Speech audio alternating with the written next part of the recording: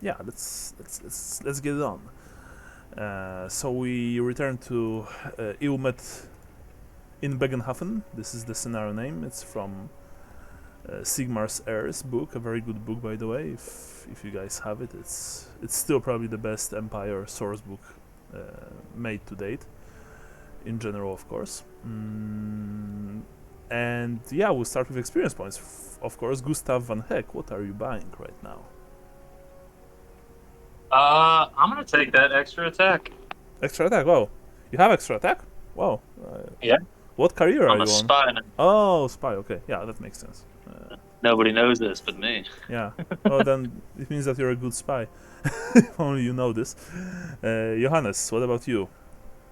What are you buying? Yeah, I'm kind of running at the edge of yeah, it looks like I've done all of my profile stats. So skills and talents are Um, left. Yes, only. yeah, and yes, and I've done my talents are used up. Mm-hmm. So, my only um areas are secret language guild tongue Guild tank. and Okay. common knowledge any two. Well, let's say that you were able to study guild tank during the downtime. You know, between the Okay. last Mhm. adventure and the current one, like it was like 2-3 months, if I recall correctly. So that's Yeah. not a problem. Okay. And what was the other one? Common Knowledge. knowledge trade or something. Common knowledge. Yeah, Common knowledge trade, for example. any two. Yeah. Well, I can only take one, so I'll just I'll take the guild language for now, Okay, sure. and because that Remember, might be just useful. remember that guild language is very specific. Like it's useful. Yeah, trade. It's traders guild. Yeah, Yeah. yeah, yeah. The It's merchants go, yeah. yeah, it's like this, guild lingo. So normal people won't probably understand what you are saying, but people who who buy and sell stuff will. It will probably be easier for you to communicate with them. Like stockbrokers, probably something like that, like the way they talk. Yeah. Yeah, exactly. Like Gordon The Gekko in Wall Street, or yeah. or Leonardo DiCaprio in Wolf of Wall Street. Wolf of Wall Street. There you Sorry. go. Yeah. I'm not fucking living. It was such a good movie. mm. Anyway, we have Lambert. What are you buying, Lambert? Shadowing. Shadowing? Nice. You didn't Yep, have that's Shadowing the only- before? I didn't. The only things I've got left to grab after this is like 2 stats. 2 stats. Okay. All right. So who's making notes? Sean, you've done your part, I think. So Right. remember also 30 XP if you haven't added it. Yeah, I put it Okay. on last time. Nice. I believe it is me. Okay. So I think Michael, it's if it's Yep. your turn, then go for it. Sure. Last time you finally arrived in Bögenhafen. Bögenhafen is a rather rich merchant town in Reichland. You know they're rich because their city guard were purple, white and purple as their uniforms, and purple is the most expensive dye, of course. And you were supposed to deliver a stained glass window to the Temple of Bögenauer, a local deity, as well as meet. Well, actually, it's only Johannes, but Johannes, you were supposed to meet with some important merchantman on behalf of your hopefully soon father-in-law Wilmar Edberg, father of a very prettiful woman named Anna. Sorry, Hannah, actually. Friend of Eva Staller, and yeah, and generally, they're friends of the Stallers, whom you met a few months ago and saved them from a necromancer.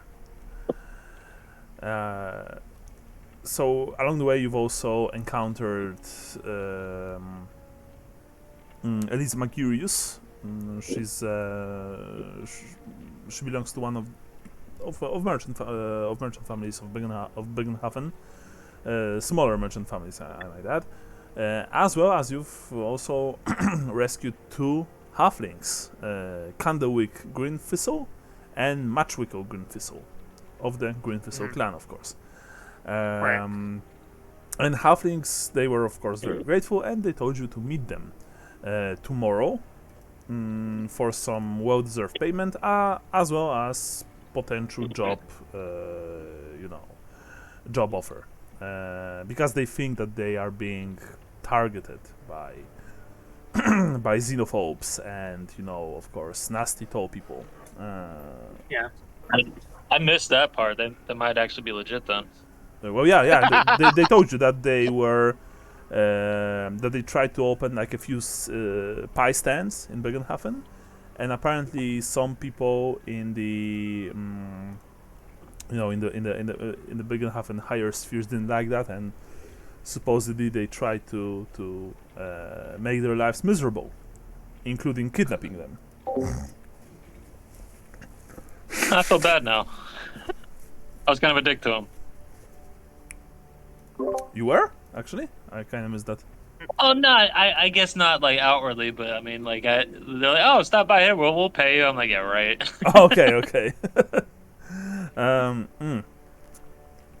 So once you've escorted Elise back to her house, you because that's what you did, and after you've also been frisked by some road wardens just outside Bögenhafen, who thought that you might be carrying some contraband, some loot from the that belonged to the Graf of Grunberg. Spoilers, you didn't have it. You escorted her to her house, and she told you about Cadbury's. Cadbury's is a small hostel run by Amos Cadbury and his 4 sons, and that's where you're staying. The stained glass window is in a shed, or rather in a stable, if I recall correctly. And you took turns. You took watches, making sure that no one was trying to break into the stable and steal the stained glass window. And that's where we left off. So actually, I am going to roll for this. Let's see. Gustav, you were the first to take watch, right? Yeah, I think so. Okay, so right before dawn, you're being woken up by Gaston. He not very gently shakes you. Hey, Gustav, wake up! Gustav, wake up! Wake up! Sorry, I need to try my French accent. What is this? The Reichsguard, they are here. I must go and do my duty to the lady, as I promised. They are literally outside the building. For any French listeners, I'm very sorry. I stand up to shake his hand. Yeah, you actually don't really know what's going on. You are still very sleepy. It's actually dark outside yet, even though like maybe it's more grayish than than night black, but you can see that he's already in his full plate. You get up, you look at him, and you of course see him like in 2-3 versions of him because you're still trying to focus. Yes, thank you very much, Gustav. I'm sure that nothing bad will happen in this town. After all, after Aldorf, how bad can it be, eh? And he shakes your hand very, in a very manly manner. Anyway, I don't want to wake Johannes and Lambert. It looks like they are sleeping like the babies. So I'm going now. I'm sure we will meet again. If not here, then in Aldorf, eh? Yeah, we'll be back at the Shepherd's One in a few days. So stop by anytime. Of course, it will probably take me a bit more than a few days. The Beastmen, they are a nasty bunch, and they like to hide in the forest, frolicking between the trees. Yes.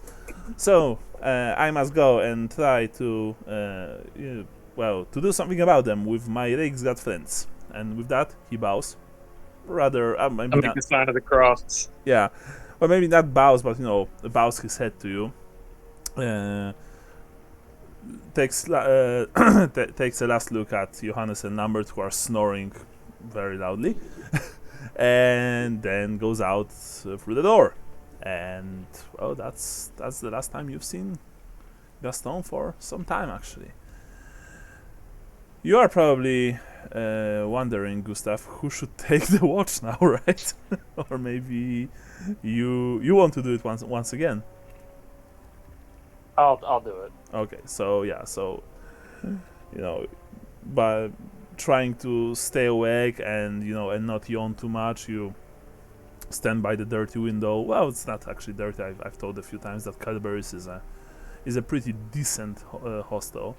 And you glance from time to time outside, trying your hardest not to fall asleep once again. But eventually, as the sun sets, as the sun goes up completely, nothing happened. There wasn't anyone trying to break in, trying to steal the stained glass window. Johannes and Lambert, you guys are also you guys are also up. You hear the rooster at some point, cuckoo, rickoo, or something like that.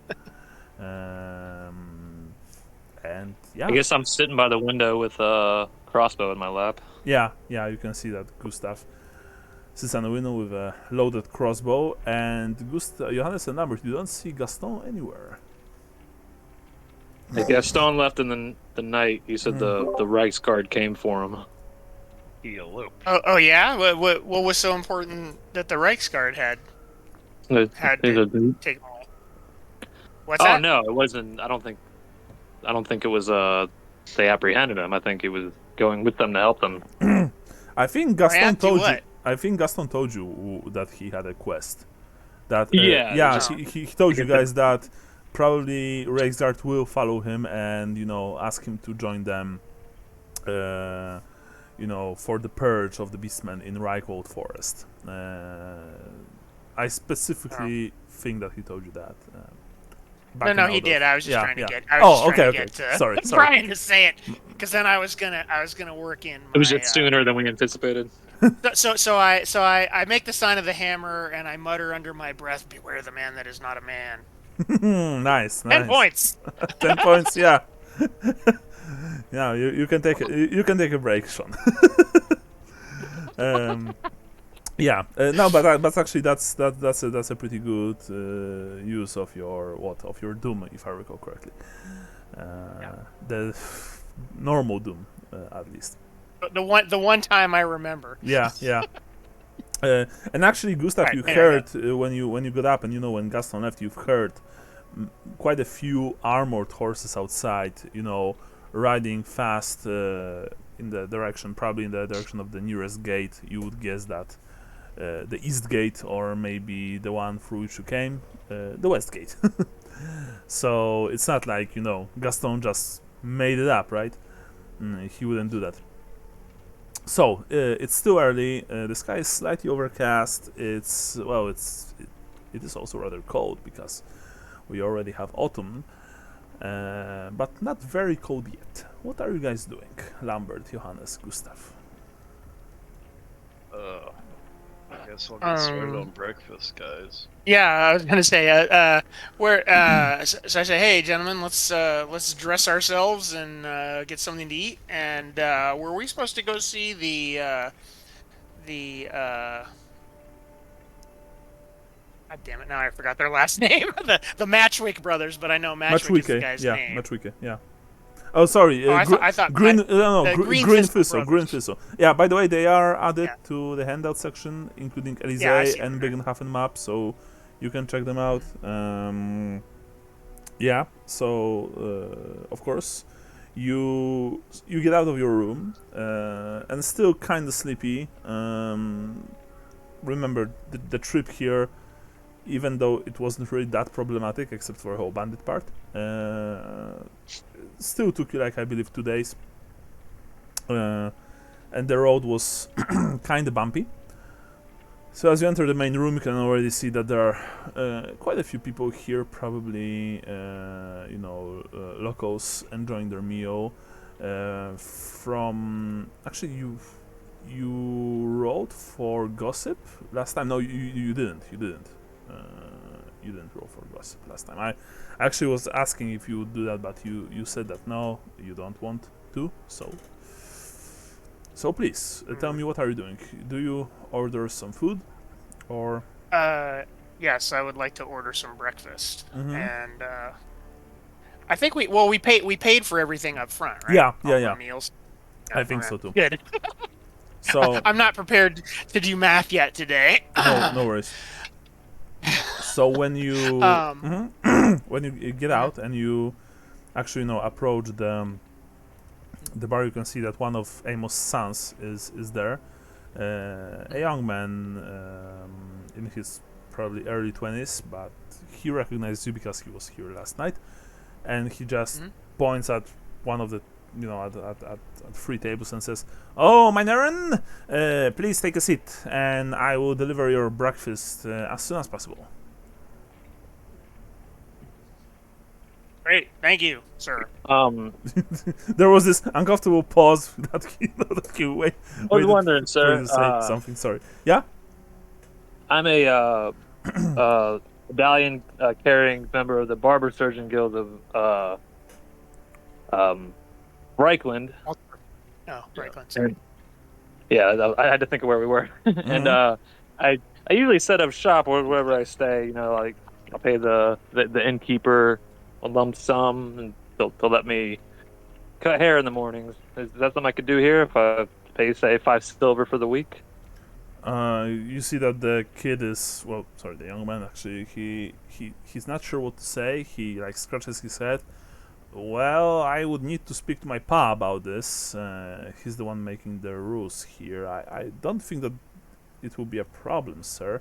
Even though not sure if the local guild of metal workers, and he points at a few people sitting here, will be that interested in your services. Because mostly we are getting local metal workers as clients for some strange reason. I don't know why. But yeah, I will speak to my father, and I don't think there will be any problems with that. And Okay, yeah. I'll go ahead and set up. Just have him come over and talk to me, and we'll discuss a proper payment. of course, he's still sleeping, but he should be up around noon, I believe. Okay. Yeah, and with that, of course, you sit around the table. You see that people here, they rather mind their business. They don't even look at you funny, even though you're outsiders, of course. They just sit and drink either in silence, or they're talking to each other quietly. Do you do anything? You know that the food will be here shortly. Well, I just say, hey, fellas, were we planning on going to see? I forget the timeline for when we were supposed to go see the Green Thistle brothers. Do you Hmm. remember? Was it this morning or was it this evening? I think it was in the morning, but I don't think it was like this. I don't think it was like crack of dawn, rooster crowing early. Mm. Okay. Well, I think probably what we should do is after breakfast, take a walk over to the Temple of Bögenhafen and see if we can Stained glass window. deliver this thing. Hmm. Yeah, I agree. Shouldn't put that off any longer. And then Lambert. maybe go sightseeing after that, or do whatever we need to do. Hmm. Hmm. Lambert is uncharacteristically quiet. He had too many pies last night. Yeah, probably. Michael, everything okay? Oh. Uh-oh. Uh-oh. Okay, let's say that you see that He's still in roll 20. yeah, He agrees with everything we say, so we Yeah. do it. I'll set up a chair, I Mhm. guess, and open up my box of tools and lean my little, or put my sign on my staff and lean it up against the table. sure. So, And mhm. if Johannes or Lambert wanna chop, I'm good for right now. Yeah. I'm keeping it scruffy. But yeah, if anybody else wants one, Gustav and the rest, your breakfast arrived, and Gustav, you've been given a large plate of buckwheat cakes with molasses. That's certainly interesting. sounds pretty good. Yeah. Johannes, You received pie of hen meat and beets, Mm. and Lambert was given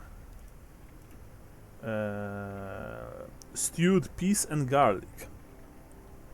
So, yeah, that's definitely interesting. And of course, some light beer to start the day, right? You prepared your tools, Gustav.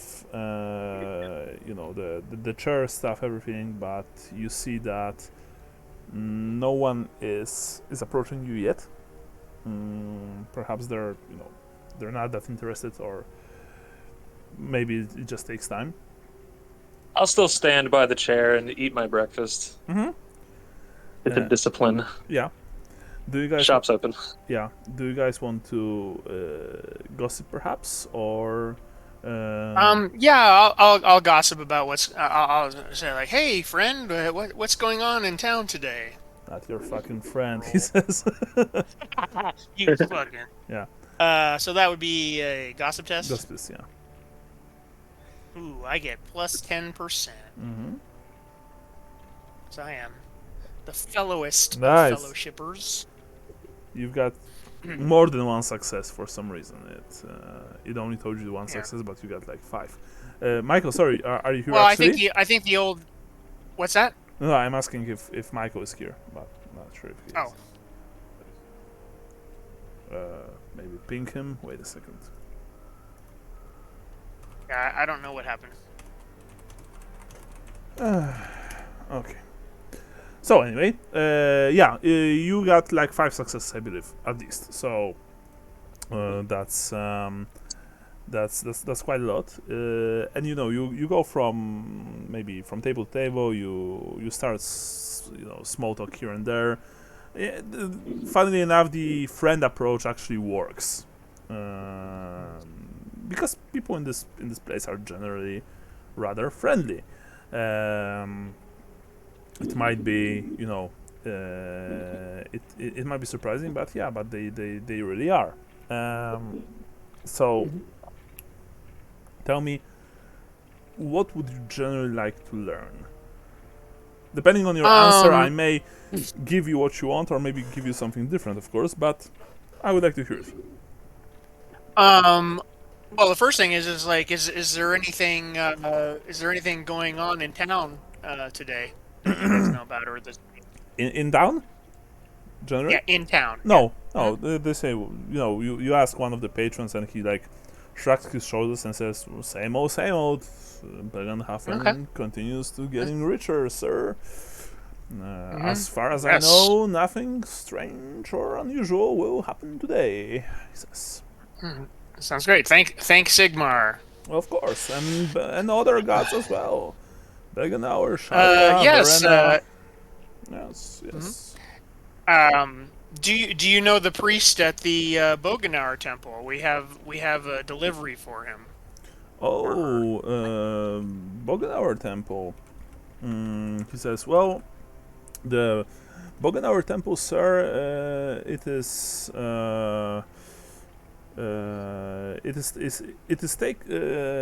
taken care of by priests of Sigmar. Yes. Oh, good to know. Mm-hmm. That's true. That's true. And out of character, was it Ostendam we were supposed to go to for meeting up with the halflings? Let me quickly see. First of all, sorry, I need to check. I believe they said down by the docks, but obviously there's docks on both sides of the river. Yeah. I was just hoping it was on the near side, not the far side. Mm-hmm. Actually, sorry. The guy told you that like there is no full-time cleric at the Temple of Bögenhauer. Clerics from the Temple of Sigmar sometimes officiate there, and apparently there are also a number of townsfolk attached to the temple as lay staff. And you've also learned that the temple is supported partly through taxes and partly by contributions from prominent citizens. So it's kind of strange, especially given how the religion works in the Empire. But apparently it works like that. So Okay. As for the halflings, Let me quickly see. Oh yeah.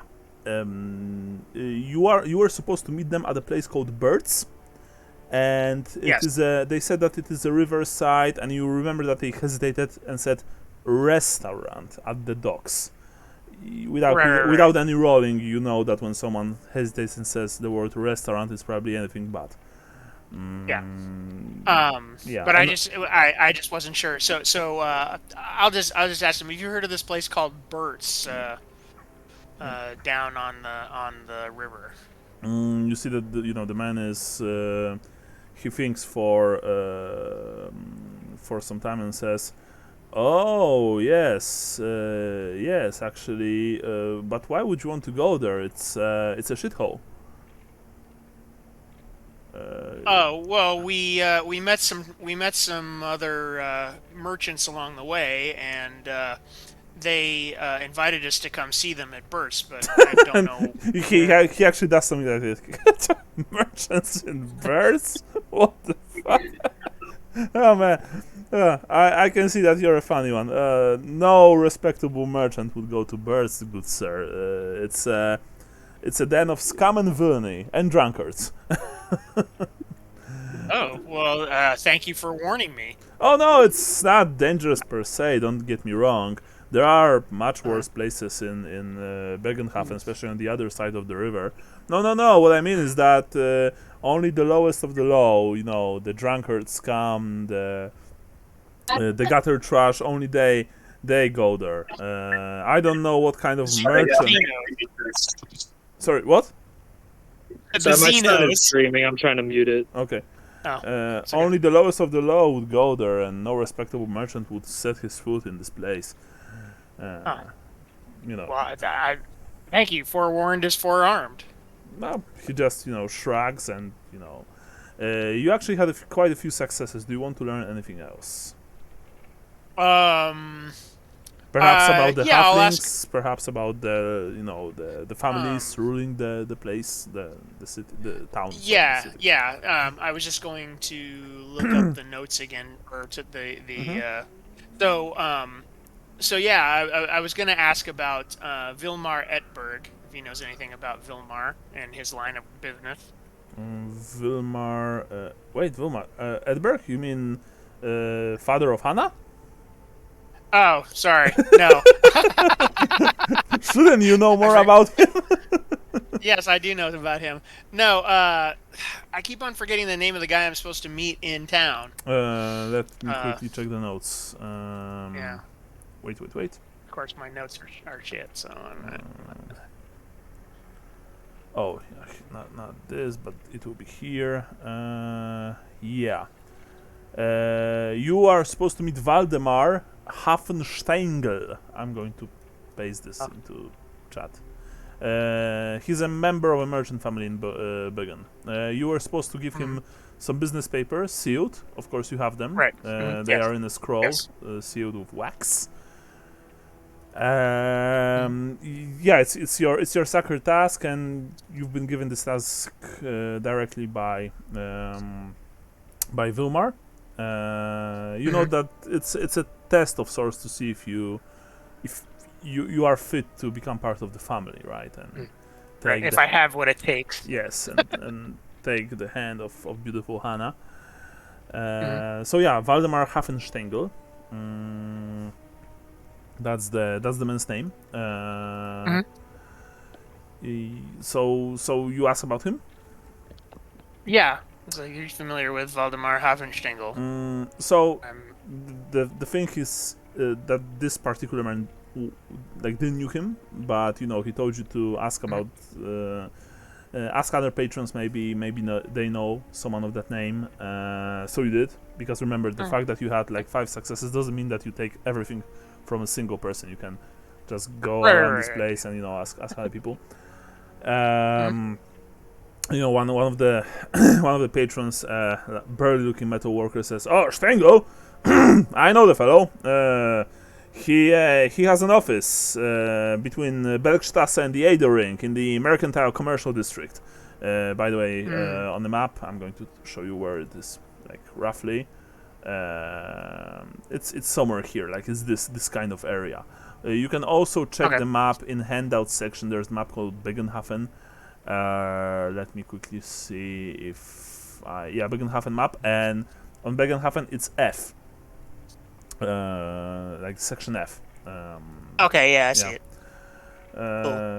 it. Yes. He deals in cloth and dies, from what I understand. Haven't met the man personally, of course, but I have a few friends who did business with him, mostly in his warehouses at the docks. Seems to be honest and pays on time, so that's what's important, right? Yes. Mm-hmm. Getting paid on time is probably the most important thing. Obviously, of course, it's it's all about business and agreements. If one side takes care of their part of the of the agreement, then the other side should also do what's right and necessary, right? Correct.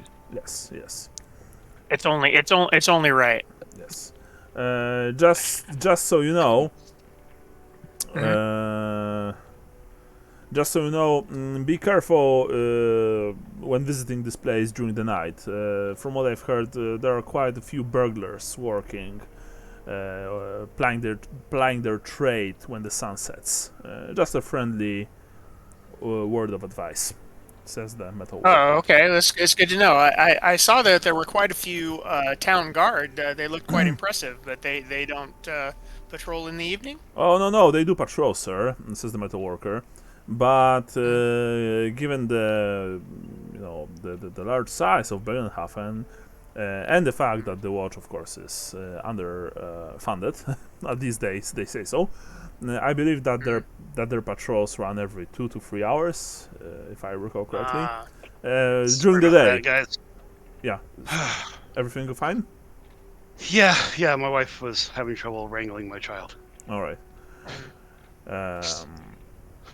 Every 2-3 hours during the day, and during the night probably even less frequently.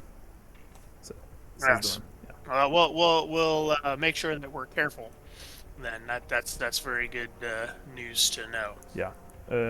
By the way, Johannes, as I presume that you are asking this yourself, Gustav and Lambert, you're probably staying at the table, right? When Johannes is doing the rounds. I don't even know what's going on. You went to grab breakfast. Gustav prepares to shave birds and cut hair, and Johannes is asking people about Shaving birds. Yeah, about various stuff Beards. in Bögenhafen. Beards. Sorry, not birds, of course. That would be strange, but I mean beards. I mean, Yeah. You Longshanks do weird shit all the time. Yeah. Well, anyway, I found out that Bert's is just our kind of place. Apparently, it's full of scum and villainy, a hive of scum and villainy. Yeah.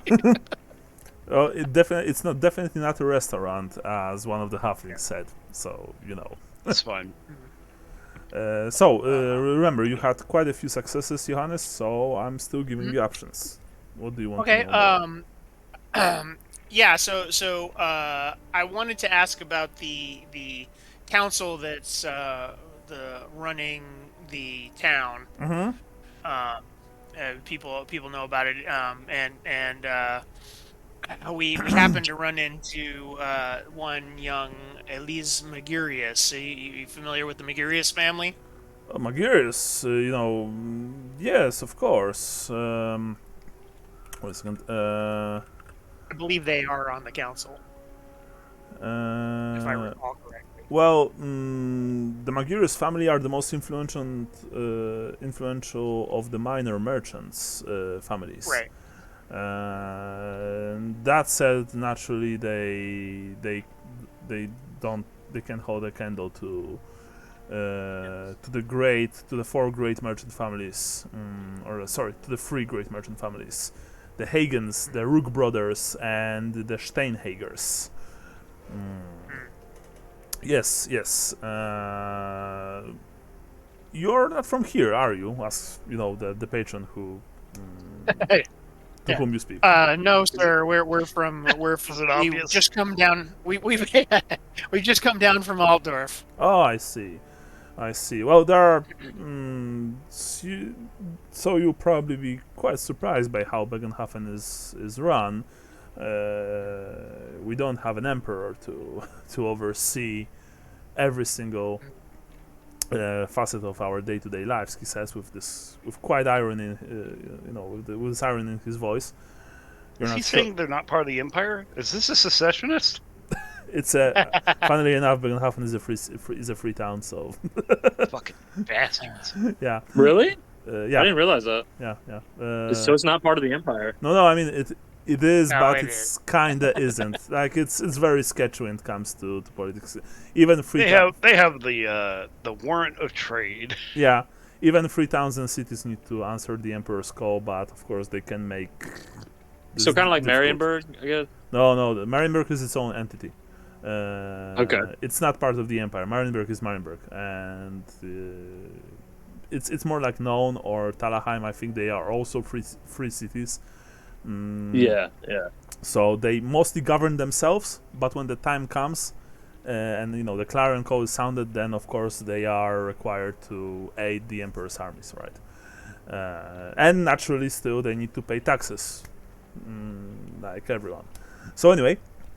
The man says, "Well, there are 5 seats for."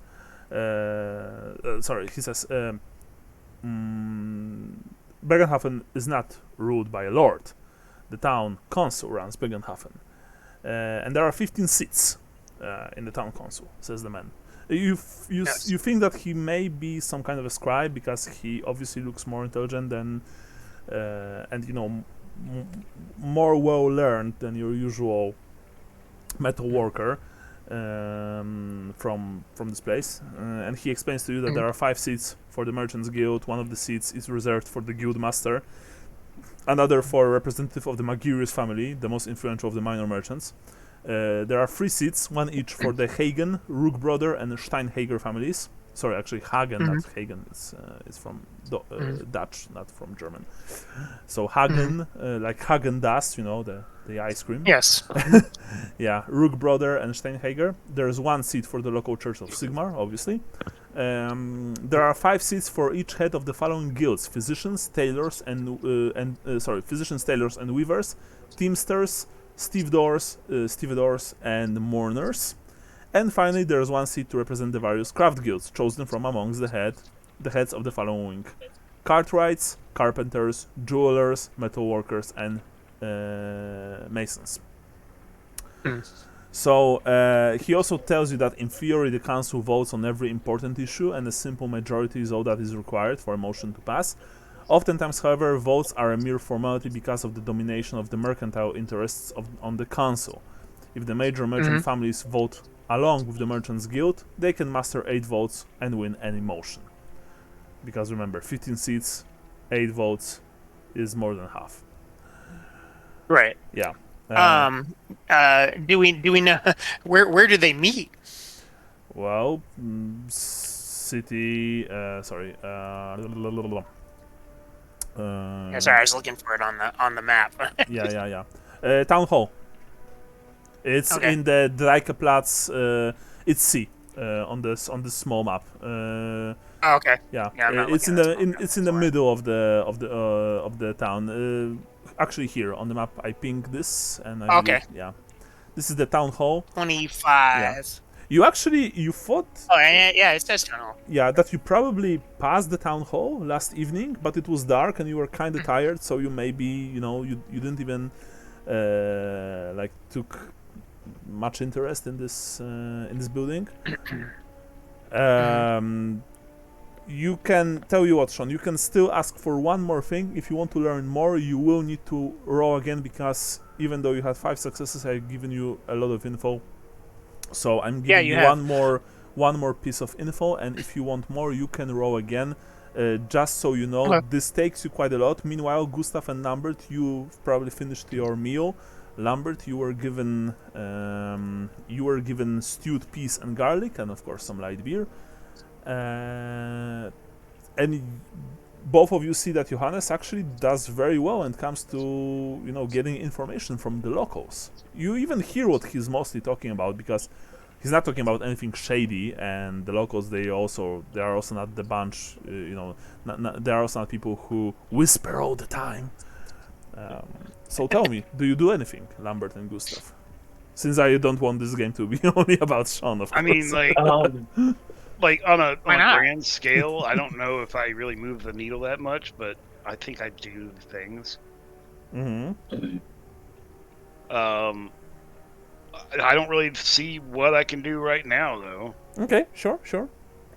What you see definitely, Lambert, is that there is no Amos behind the counter. It's probably one of his sons. I mean, it's one of his sons, you know that. And you also seen that Gustav was talking to the young man. So you're just waiting. Okay, Gustav, what about you? No one is approaching your train. Sorry. I'll I guess since I'm just standing there without any patrons, I want to scan the people that are in the bar for any obvious ailments or injuries where I could make a suggestion or. Okay. You know what I mean? In that case, I would like for you to roll perception. Medicine test minus 10%. Trying to put my education to use here. Intelligence minus 10? Yeah. Think that passes, but let me check. Okay. I have a pretty high intelligence. Yeah, that passes. I needed a 53. So you have like one full success. Okay. Yeah. In that case, you see that. Let me roll. You've spotted like 4 people among the patrons who obviously have some kind of ailments, mostly regarding their, the way that they're standing, or maybe the way that they are dragging their legs, or one of them, constantly massages his left wrist. It looks like it's, like he's in pain, like not huge pain, but probably it gives him some discomfort. But fortunately, you don't see any, for example, outright signs of a plague or something like that. Do you do anything with this knowledge? Yeah, you don't have to roleplay it to any extent, but I'll approach, make the sign of the cross, and I'll ask what trades they do and try and get an idea. Every single one of them is a metal worker. Okay. Yeah, you have a feeling that this place, for some reason, is very popular among among people, of this trade. When you approach, made the sign. Of course, some of them may be a bit surprised, but they're not hostile in any way, or even unpleasant. That said, do you do anything after you ask about their trade? Yeah, any medical suggestion I could make about their, like, whatever it is I'm seeing. I'm just gonna offer it up for free. Too much jerking it. Yeah, I was gonna say, use your other hand. Stop with the chronic masturbation syndrome, right? That's why you're leaning to one side. No, like you told them that maybe put something cold on it, some or not, or try not to strain the wrist too much. Sorry. Or to keep it tightly wrapped while they're working or something. Yeah, you know what something I mean? like that. And in that case, I would like for you to roll me plus 30%, so it's the biggest bonus that you can, your fellowship. My fellowship's not too great. I'll use a luck. Okay. Sure. I got 2 left after this. Yeah. I think you've passed. Right? With plus 30 you I have think so. Fellowship 44, so Yeah. if I have plus 30. So initially when you try to give them good advice, some of them looked at you maybe not with irritation, but they weren't particularly happy. Like there's this guy approaching them and giving them advice on life and how to handle their shit and stuff like that. But when they listened to you, when they heard what you had to say, They actually like nodded. Most of them nodded their heads. Sorry, and said something akin to, "Well, it won't hurt to try. Thank you for your advice." And they even asked if they need to pay you anything for the service, because you are a doctor. I mean they think that you're a doctor, so. Yeah. So they ask Yeah. if I you. point to my sign Mhm. that says "Pay what you can," and I say like I'm gonna be here for at least the next few days. So if you have any friends, just send them down here. I'm having a slow day, as you can see. Okay. I'm probably gonna be working in the mornings. So you can add total of 4 brass pennies to your character sheet. That's what you've been paid by all of them, total. Like, they are obviously thankful and grateful to you, but they are still standard workers, and so they don't have much.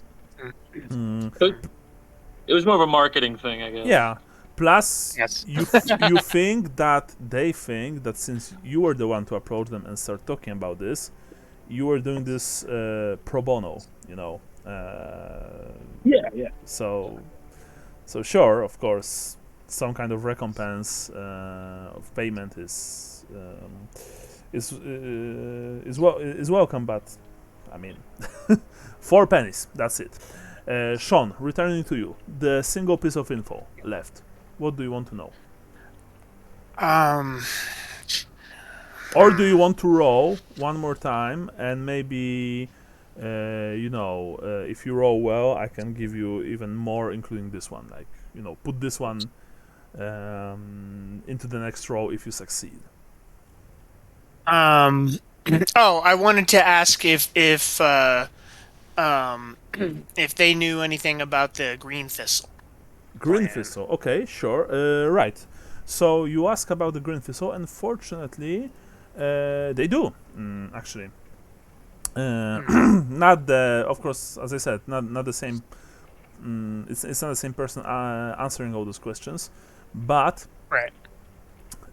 You've learned that the Green Thistle clan came to Bögenhafen about 7 years ago. They've opened a meat pie shop on the docks, and they expanded to a second location. And finally, their recent circumstances about you've learned the recent circumstances about how the council shut down their cards. Yeah. Okay. I don't know if they told you that. Not sure. I don't think they themselves said anything. They just said that they felt like somebody was out to get them and ruin their business. Okay, so. And I just assumed that they were full of shit and they were actually thieves, but Okay. So, what happened was that. Sorry. Now I need to actually. Oh yeah, you've been told that a few months ago the Green Thistles expanded their business to sell pies from street carts, not from Right. stalls, but from movable street carts, right? Yeah. So it's like a food truck, but in food trucks. Yeah. medieval Renaissance times. So Yes. apparently the roaming cars did very well and multiplied quickly. You're not surprised. You remember, that halflings actually use this method to sell pies in Outdorf, pies and other tasty things. And apparently soon a Green Thistle cart could be found in any part of town. And the man that you are speaking to, he's not sure, but he says that the Merchants Guild passed a new ordinance in town council banning pie carts as a public nuisance. And this effectively hit the Green The Thistle. music got super intense when he said that. Sorry, what? Sorry, what? I said that. Just the background music got super intense when you said they're banning pie carts. Yeah. I'm done. And So yeah, so apparently, of wonder- course, this. Sorry, just one thing. Apparently, this, of course, really hit Greenfistle's finances, right? Because they've invested a lot into the cards, and they were, earning a lot of money from this method of selling their, their foodstuffs, and practically overnight, the Merchants Guild banned them from doing so. So obviously, the Greenfistle. The Greenfistles were kind of upset about this, right? Yeah, so that's what you've learned. Yeah. Interesting. Sounds like it racism seems to me. Yeah, it does.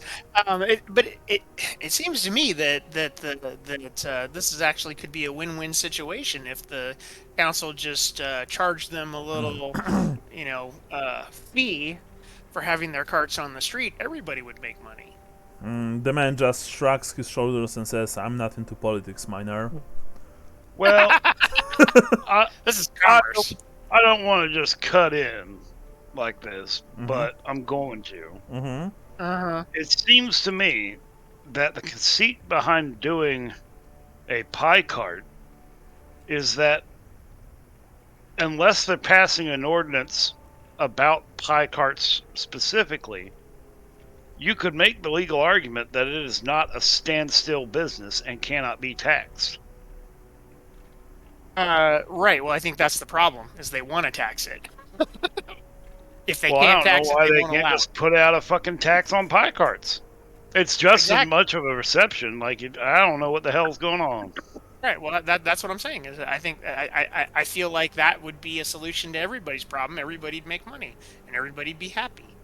Well, yes, But we'll discuss it. says the man. They didn't tax those cars. They just, told those halflings to remove them from the streets, saying that they disturb the peace of Bögenhafen's good people.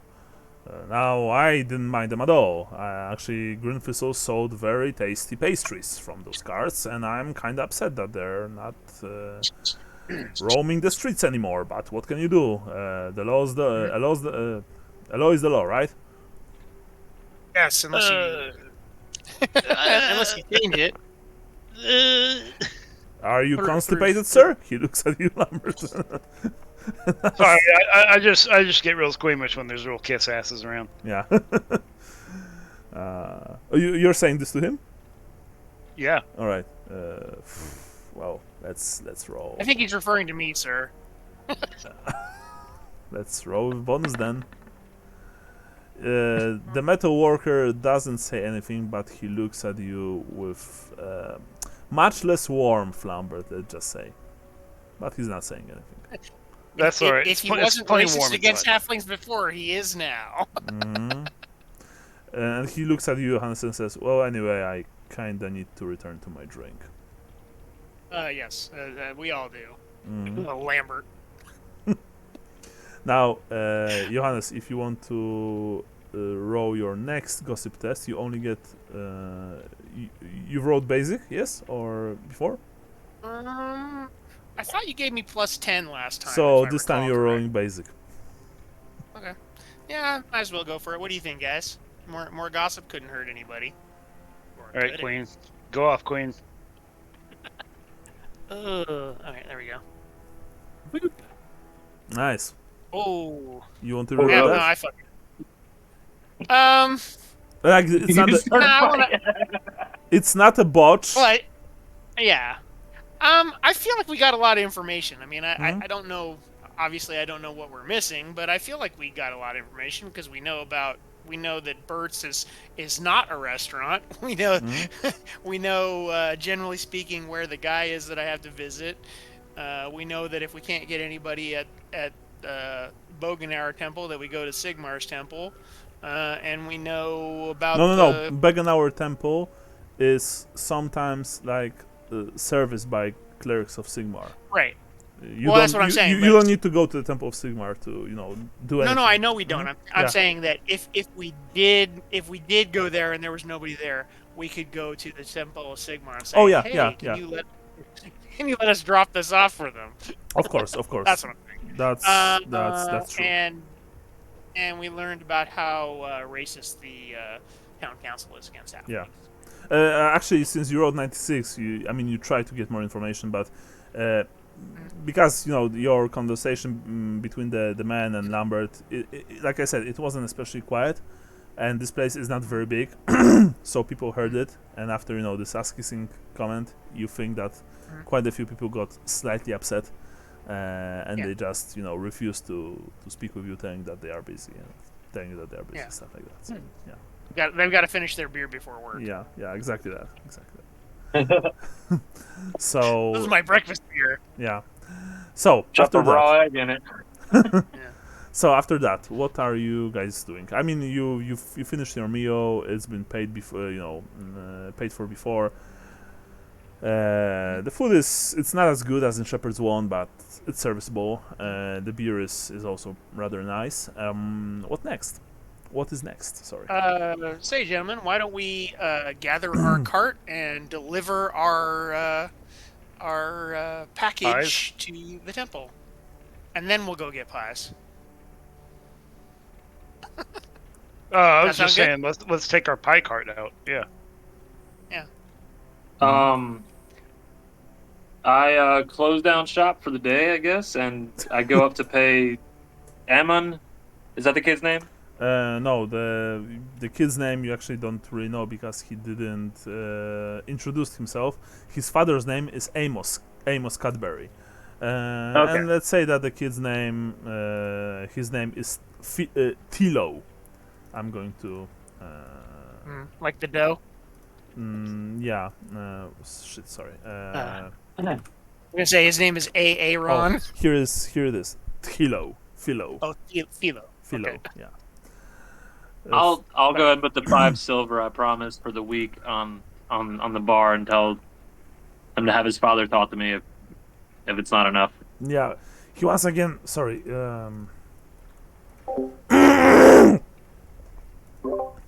He once again scratches his head. He takes the 5 silver and says, "Right. Well, I will still need to speak to my pa about this, but I don't think there will be any problems with you running your business here, as long, of course, as it won't disturb the peace of our patrons.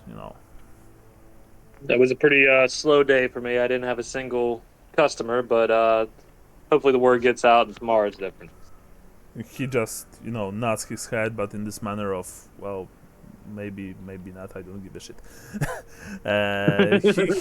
He's trying to be friendly, but not too friendly, perhaps. So we go outside, I presume, right? All of you? Yes. All right. Yeah. You step outside onto the windy streets of Bögenhafen. You are currently you are in the eastern side near the east gate. This is the D section. If you can, you can check on the map, of course. And this section is, that it is known as. Let me quickly see. As the Artisan Quarter, which is bounded roughly by the Handwerkerbahn and the Eisenbahn, as well as Gittenplatz. The buildings in this area range from small, unpretentious workshops to the elaborate, ostentatious dwellings of the master craftsmen. The inns, including Cadbury's, are mostly of average quality, and you guess that most are patronized by one particular profession of artisan. In Cadbury's cases, of course, the metal workers. You can also see that, like, this is the day, of course, so it is teeming with people visiting the various workshops, including ordinary townsfolk, servants, apprentices, and parents trying to apprentice their offspring. I would like for Lambert and Gustav to roll me perception test. Only you two. Alright. Minus 10. No, actually, no, sorry. Basic, without minuses. Because basic. Nice! Boom! I'm gonna Wow. dip out. I'm gonna dip out to go to the restroom real quick. Sure. Be right back. You've both passed. In Lambert, you've passed super well, of course. So, both of you see that this place is probably one of the favorite haunts of beggars and thieves during the day, since this is obviously where a great deal of money changes hands, and you see in the crowds, hooded, cloaked people just scurrying around, darting from side to side. Lambert, you think that you even saw at least 2 times a dirty hand, flashing from below a dirty cloak and snatching a purse from an unsuspecting citizen, and of course then disappearing into the hand's owner disappearing into the crowd. They should call this place Bögenhafen. Oh wow! Oh wow! Get out of town. We're in the cart. Sorry, what? Are we in the cart right now? No. You just exited and you are standing right next to one of the bigger streets here. You also think that, I mean, you saw the nice streets of this place. You know that they are frequented by footpaths and, probably thugs and other criminals. It's not a safe place during the night. Gustav, you also think that probably there's a big protection racket business thriving here. There must be, I mean, obviously. And interestingly enough, there's not that many watchmen here. You haven't seen a single patrol yet. So yeah, like, it's not the most dangerous district of Bögenhafen, but it's definitely not one of the safer ones as well. We need to know exactly where we're going before we take this cart out, because we can't get lost in it here. Well, we do know where we're going, because we're going to. We passed it on the way here. I mean, Okay. we're Perfect. we're going to Gittenplatz. whatever E is. Gittenplatz, Yeah, which Gittenplatz. literally means like the square of the gods, I believe, something like that. Yeah. Actually, it's even translated like that in English version of this scenario, square of the gods, where of course most of the temples in the town can be found.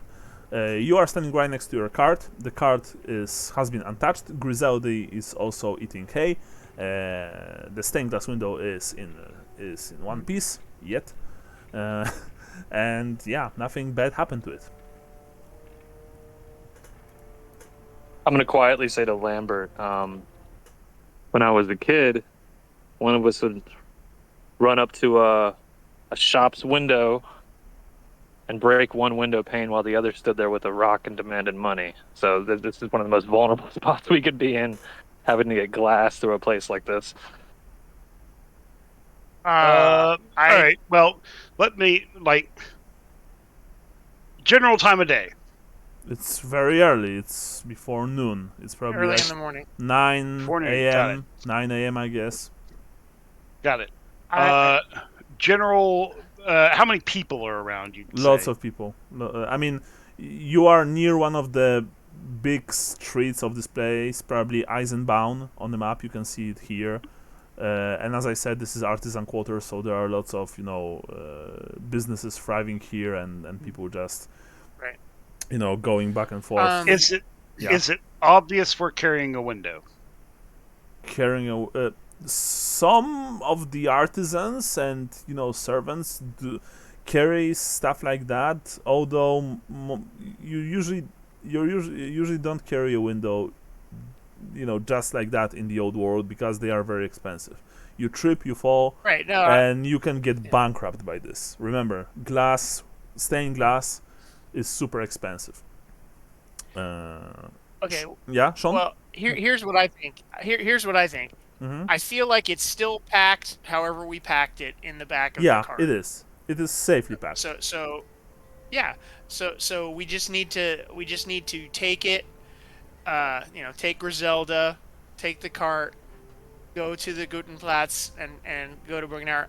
I think you're just paranoid, Gustav. You need to pray to Sigmar more. You need some I cross my Sigmar in your fingers. life.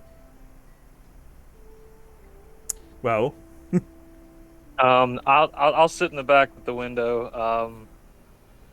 Yeah, and I'm not going to make eye contact with anybody.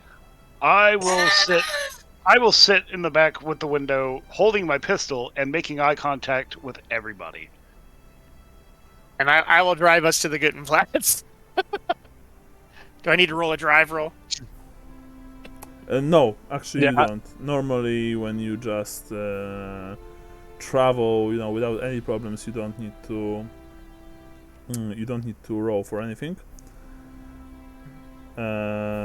So fortunately, there's. I'll sit with the crossbow in the back. Yeah, you sit with the crossbow in the back, and Lambert, you have your pistol. Very very nicely made. Johannes, you're driving the cart and you're going to Gittenplatz. Yep. Right. So you're making your way through the crowds, and of course they are moving out of the way. Very quickly you reach the Square of the Gods, and you see that it indeed houses most of the temples found in this town.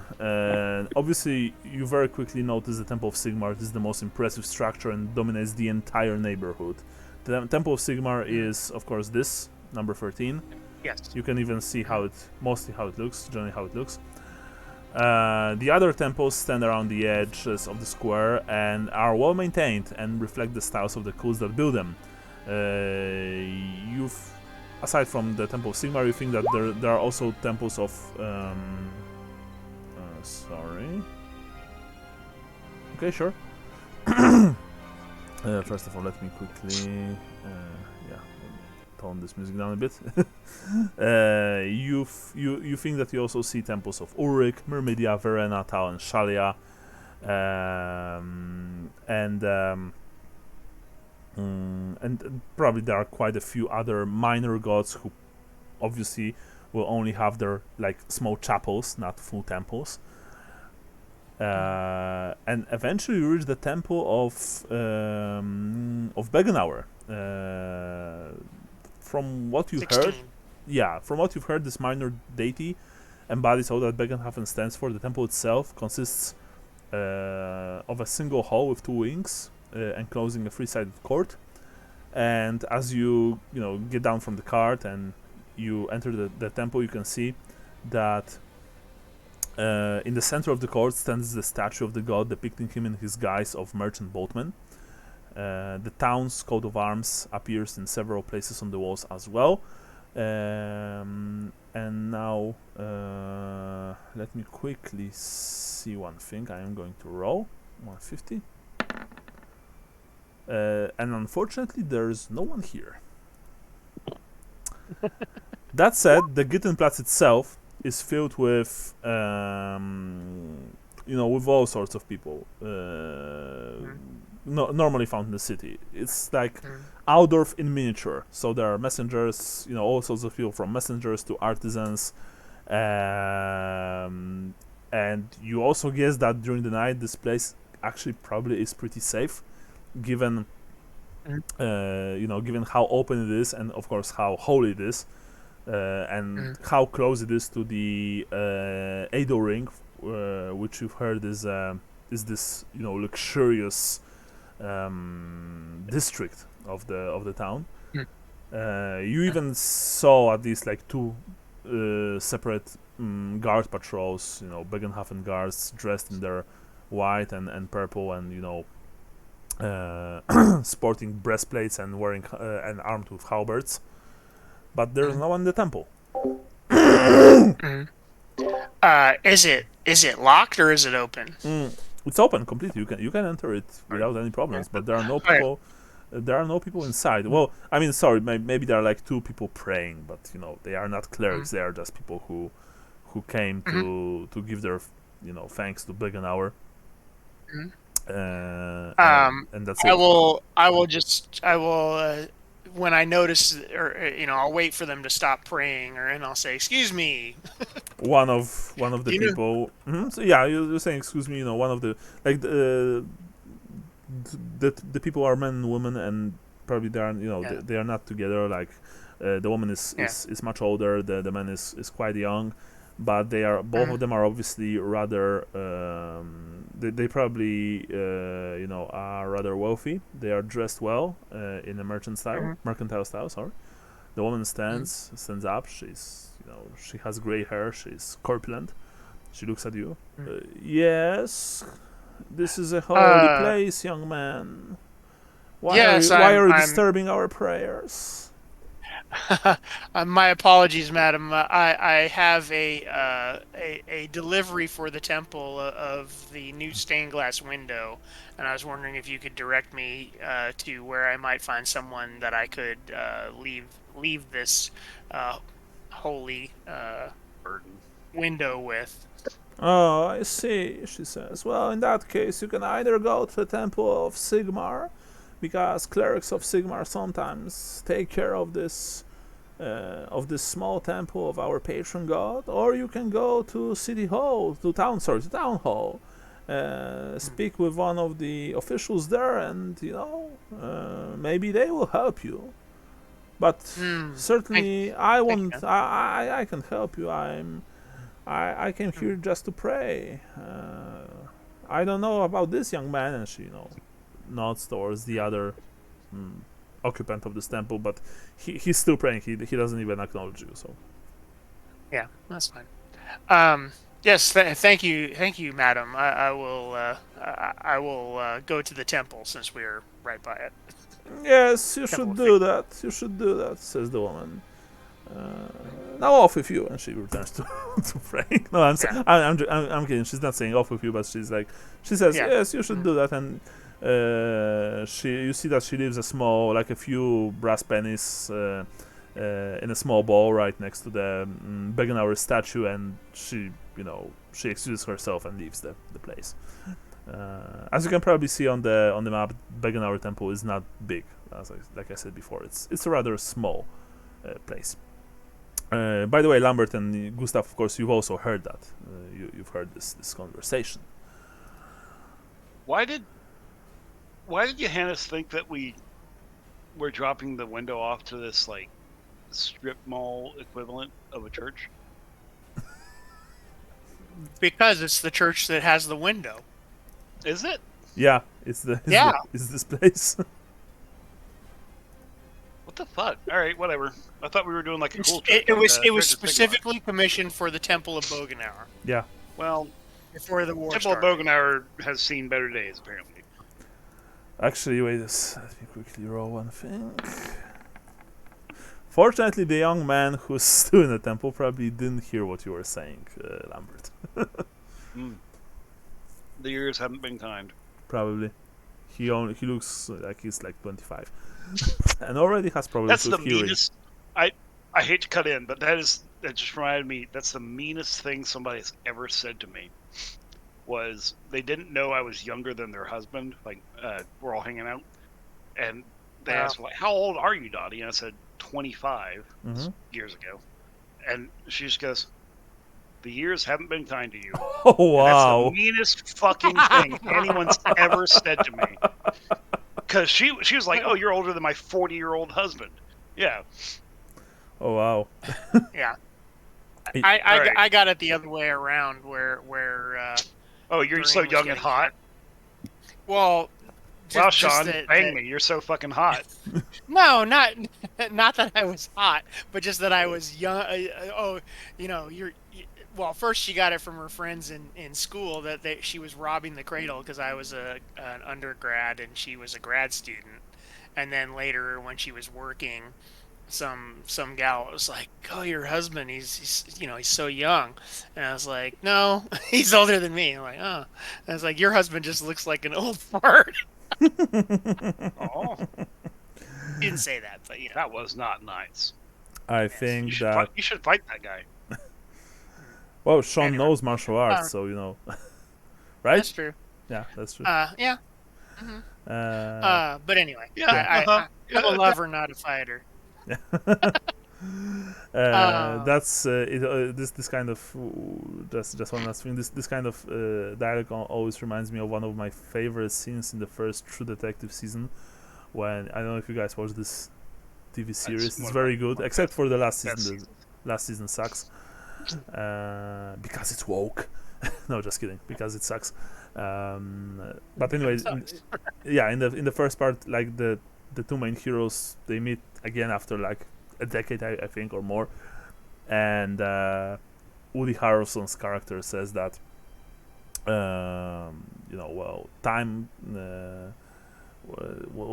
time has a way with us all, but you really had to do something to piss him the fuck off, something like that. Yeah. So that's it. Always reminds you of this dialogue. So anyway, Brian, by the way, are you still here, or are you gone? Yeah. Okay. So you have the stained glass window. Unfortunately, there is no one in the temple right now, except for the young man who's praying. But obviously, he's not a cleric. So where are you going? Are you going with the window to the Temple of Sigmar, or will you go to the town hall? I think we should go to the Temple of Sigmar because we're right next door to the Temple of Sigmar, Okay. according to the map. Did they also say the Sigmarites run this temple? They can, and that's what the lady said. I mean, I already knew that, but I figured I'd just make small talk. Yeah. I just interrupt them while they were praying. Yeah. Sounds about right. Anyway, You're so rude. I am. So come, gentlemen. Yeah. Let us repair to the Temple of Sigmar. So as you approach the Temple of Sigmar, which is right next to the Temple of Bögenhafen, it's literally a few meters from it, or maybe like a dozen meters or 20 meters, something like that. You can see that this building is indeed dominating the Gittenplatz. It resembles a great hall with a spire at either end, and there are 4 semicircular. What's the word? Apses? Yeah. I think I would pronounce it apse. Not ape, because it's something different. Apses along the west wall. You guess that they probably contain private chapels maintained by the town's wealthiest families. So, the 3 huge families, Rook brothers, Steinhagers, and Hagens. It's clear that no expense was spared when this temple was built. And there are actually quite a few people outside, gossiping, chatting. Few of them are speaking to local priests and clerics. Again, it's like the Grand Cathedral of Sigmar in Naudorf, but on lesser scale. So you park your cart right next, probably, to the temple, and you see a temple guard approaches you. This sturdy-looking man armed with staff. He has a white like rope with twin-tailed comet stitched on it, a skull cap, and he says, "I'm sorry, mine but you can't park here. This is a holy place of worship." Good morning, brother. Yes, I'm sorry. We are trying to deliver this window that was commissioned for the Temple of Bögenhafen, and there are no priests there to receive our package. "I see," says the temple guard. "And who am I speaking to exactly?" Oh, good day, sir. I am Johannes Knappen, freighter from Altdorf. "I see, Johannes Knappen. And who are your friends?" By the way, I'm not sure why he's speaking like that. I think it's Why is this guy being such a dick? What the hell? All the guards are dicks. These are my compatriots. We've been on many adventures together. I don't care about your adventures together. I asked about their names, sir. Yes. I'm Gustav and Huck. I'm a healer and business partner of a friend here. I see. And this diminutive figure here, and he points at Lambert. That's the kindest way I've been addressed in a long time. Hi, I'm Lambert Cherryheart. Ah, right. Well, in that case, I'll ask you to wait here for a few minutes. I will speak to one of the priests inside, and then hopefully you'll be able to deliver the window to Bögenhafen Temple. Please don't go anywhere. And with that, he turns around and leaves. He steps inside. Yes. Sigmar bless you, sir. He steps inside, and my immediate thought is, I thought Sigmar was like a god of war and the Empire, not just a god of being a fucking dick. Yeah, by the way, you also seen that this guy was kind of, chubby. He definitely didn't look like a warrior priest to you.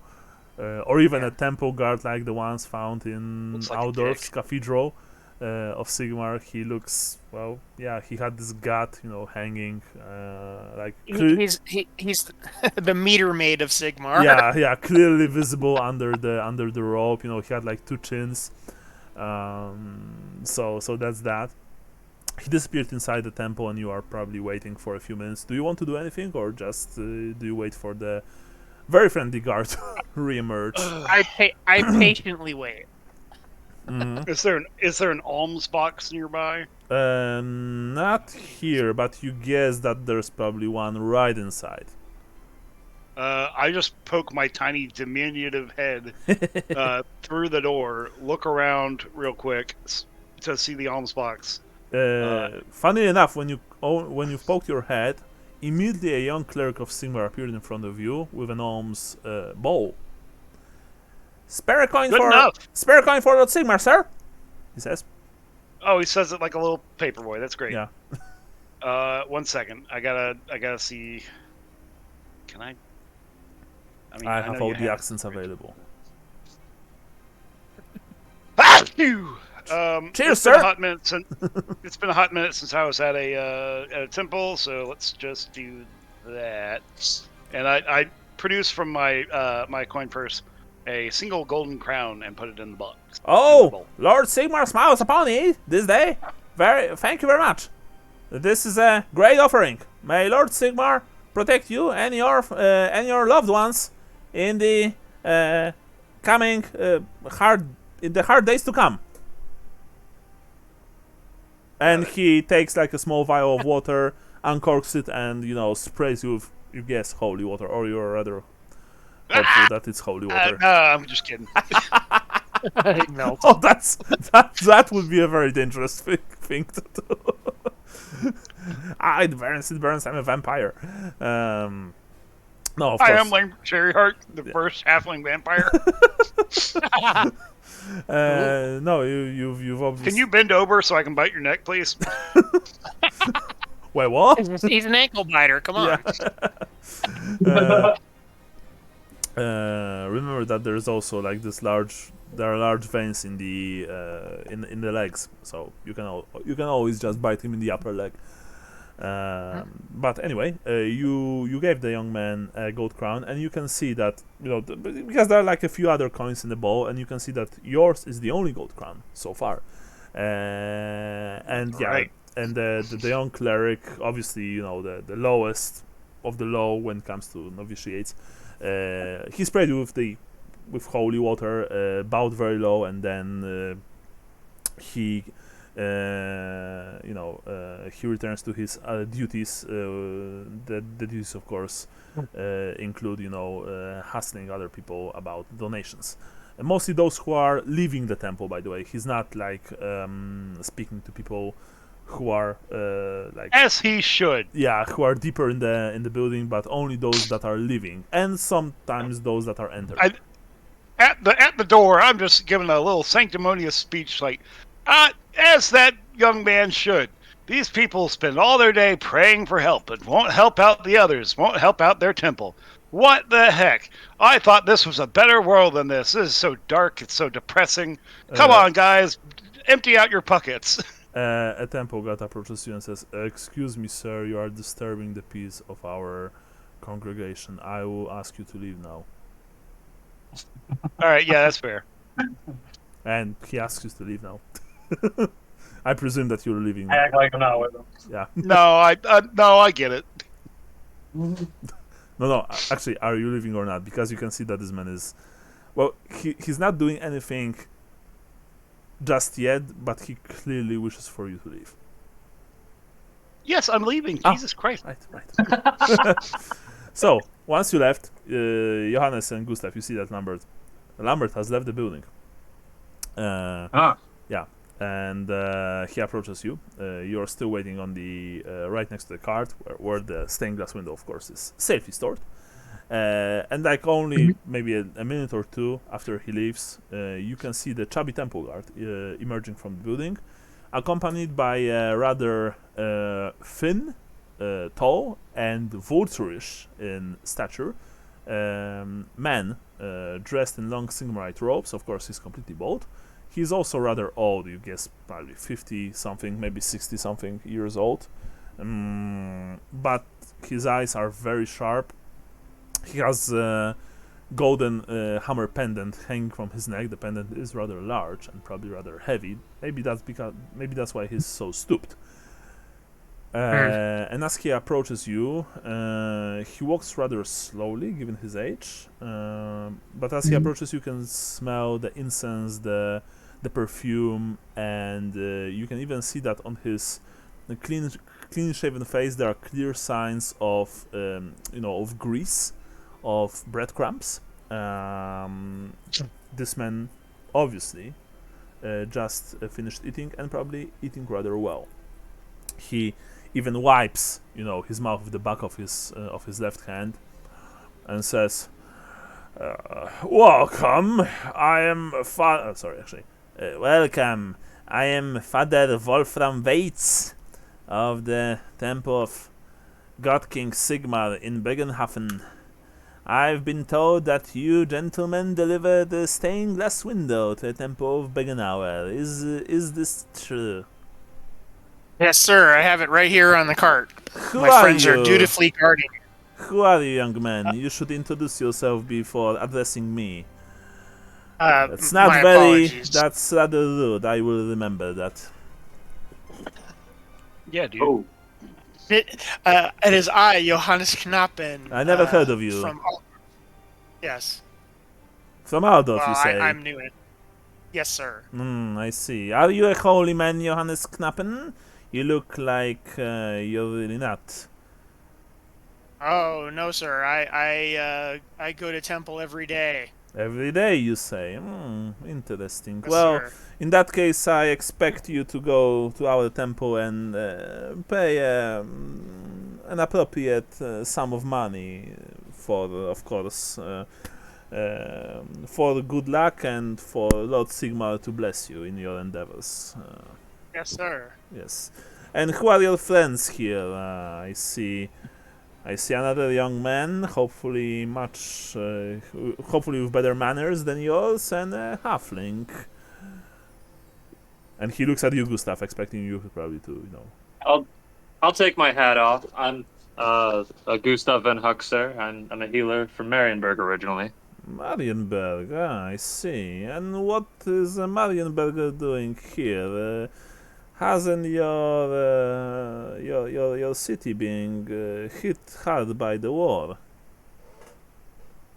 Well, I came to Altdorf because that's where most of the suffering we're returning to, and I specialize in injuries received in combat, and recently I've been working on stuff to combat the drug problem in our empire. You see that he raises one eyebrow. Interesting. So you came to Aldorf from your secessionist city to help people in need, but yet here you are. How interesting. I see. And you? And he addresses you, Lambert. Oh, are we outside? Yeah, you are. Yes. Oh, okay. I thought they were inside and I got kicked out. No. They were Ah, waiting outside and you got kicked outside. wait, what was the question? Who are Who are you? Who am I? How many times do I have to introduce myself? Hey, hi, I'm Lambert. Hi, it's really nice to meet you. I put my big, pudgy, also greasy hand up to shake his. He looks at it. He looks at you. He's not shaking it. Oh well. I guess we should get this over with. I want to examine the stained glass window. Please show it to me. I need to make sure that it's not damaged. It's been commissioned before the war, and quite a large sum of money was paid for it. I'm sure you understand my concern. Oh, yes, sir. It's only right that you should inspect. Well, less words, more action, boy. please. Okay. I don't have all day for your foolishness. All right. I start to unwrap it so that he can see what it looks like. And then you, And hopefully oh it shit, is and you actually- slipped and you Yeah. crashed the window. No, it's actually a stained glass of nothing but dicks. Yeah, exactly. There's this huge stained glass penis on the glass. No, just kidding. You've actually unwrapped this thing, and funnily enough, this is the first time that you see it because you received it wrapped. Yes. And really, it is a masterpiece. A clear work of a master artisan. Very detailed. It of course depicts Bögenhafen, the patron deity. If you guys really want to know, of course, Bögenhafen is usually depicted as a like human male, dressed in very rich, very extravagant clothes. In one hand, he holds a paddle, like the thing that you use to row your boat gently down the stream, and in the other hand, he often holds a fish. In this case, he also has a fish-like hat, and there are naturally symbols of the Empire here and there, mostly crosses. Naturally no twin-tailed comets, because this is like it's not Sigmar, right? Right. From what you know, he is mainly worshipped by those whose livings depend on the river, particularly boatmen, merchants, and the citizens, of course, of Bögenhafen. Aside from him, the rather reoccurring motifs on the stained glass windows are gold coins. That said, none of you recalls a single shrine to Bögenhafen in Audorf. You're not even sure if there is a single one. Probably just a regional deity. Probably. That said, Wolfram Weitz, a very friendly priest of Sigmar, he looks at this stained glass window and he's like, yes, yes, well, I can see that the stained glass window has been delivered in one piece, fortunately, thanks Sigmar. Now, please put it back in the cart and let us travel to the temple of Bögenhafen.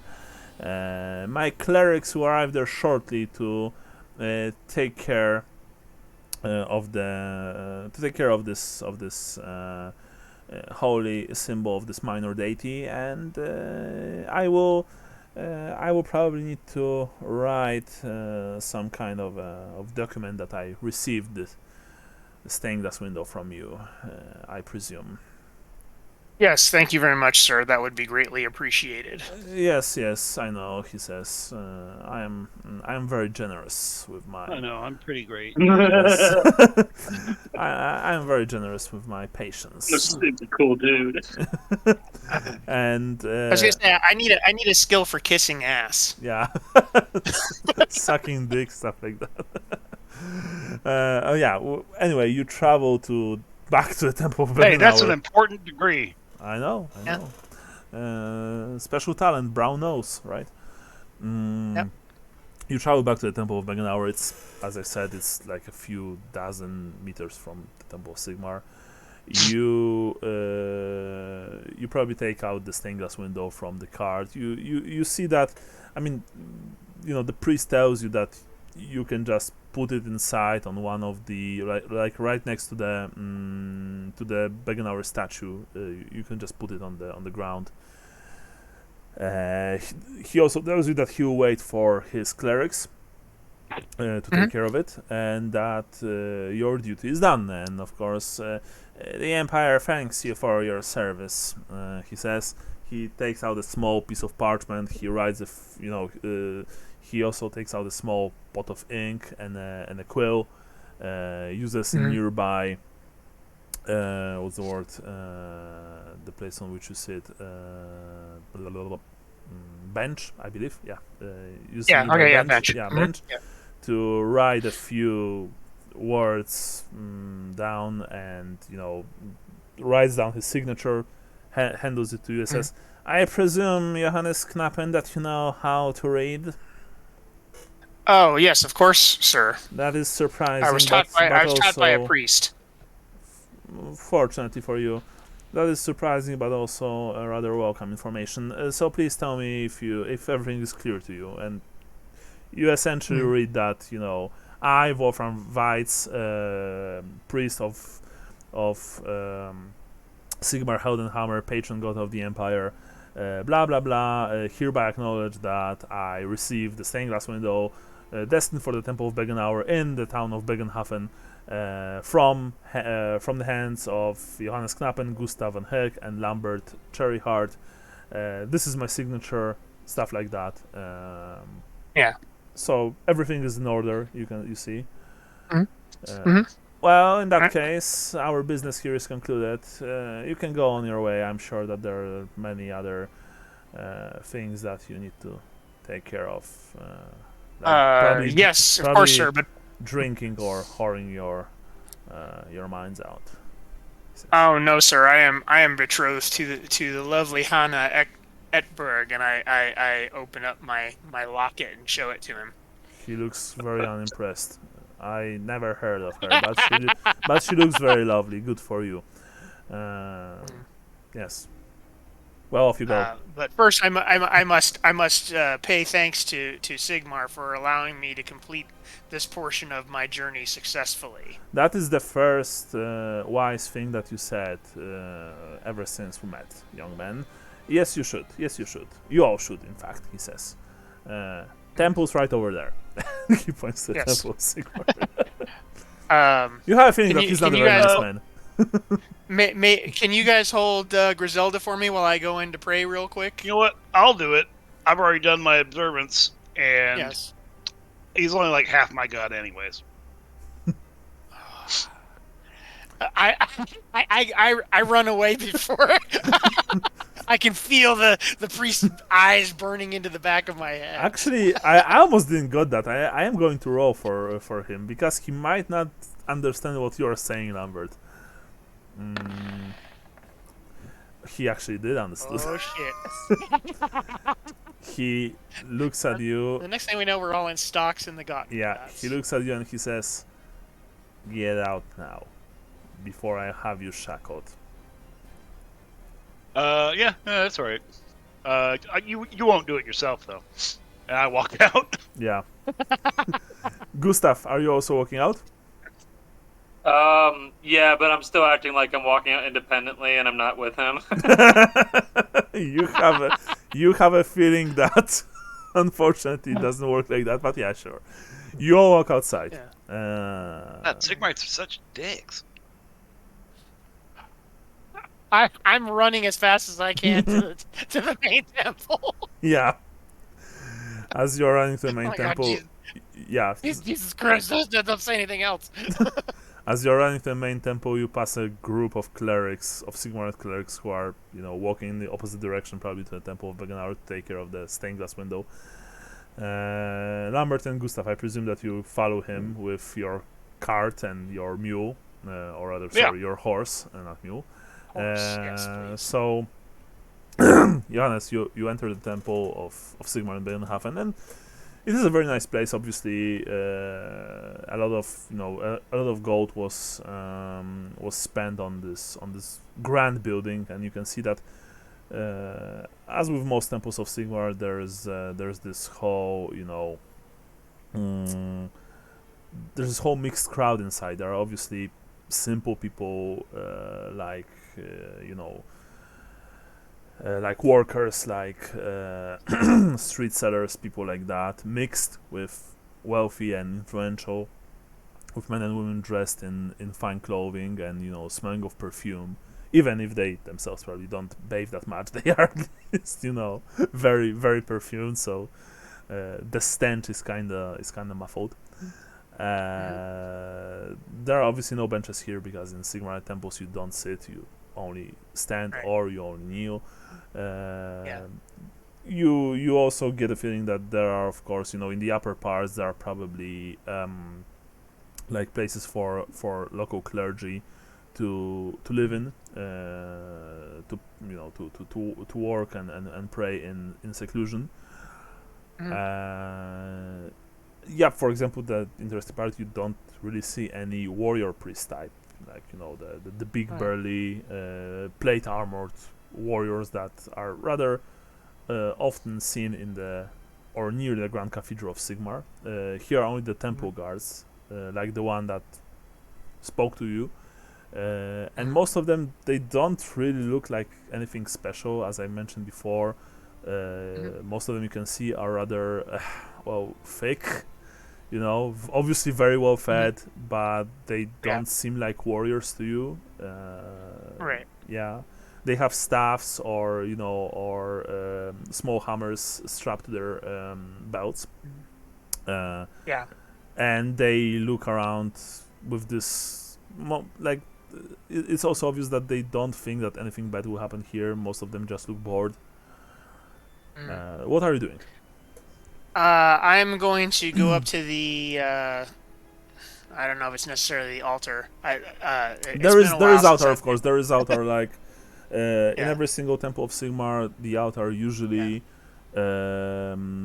depicts either Galmaras, the Warhammer of the God Right. King. Sometimes it depicts him as a statue, but often, always there's a throne. There's an empty throne because, according to Sigmarites, when Sigmar returns, he will need a throne to sit on, and no one knows where exactly he will return. So he can manifest himself in Aldorf, but of course he can return to a small wayside temple, roadside temple, somewhere in the Eastern Empire. So every single temple has some kind of throne waiting for him. And of course, there's a throne here. There's an altar, very beautiful made, with lots of offerings stacked in front of it. Yeah. So what I'd like to do is light a candle for my mother, Of course. who's dead. Of course. And kneel and pray and thank you, Sigmar, for helping me to get here safely with my wares, and for allowing me to get one step to marrying my beloved Hannah. Sure. You. Sigmar be praised, all that stuff. Of course. And then as I'm going out, I'll put 2 shillings in the alms box, or in one of the kids if they've got a bowl in front of me. Actually, when you stop praying, when you finish praying and you go to the exit, your way is barred by a young man in clerical robes, of course, and he practically puts the offering plate right in your face. Yeah. Expecting you to leave a donation, and you can see that it's completely normal in this place. There are other young men, only men, by the way. Sorry, young boys, who are pestering people for donations. Yeah. So I put 2 shillings in the bowl.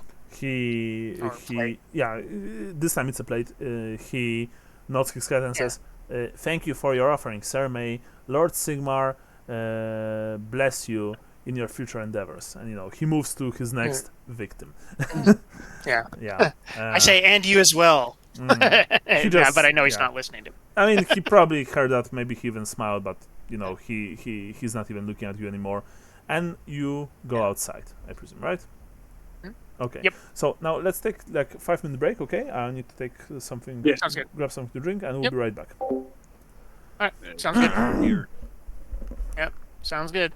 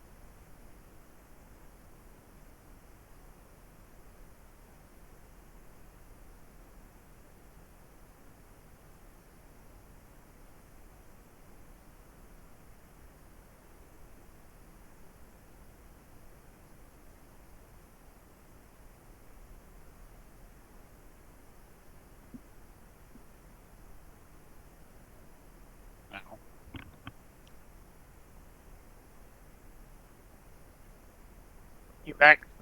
Yeah, I'm not a fan of Sigmarites. I've noticed.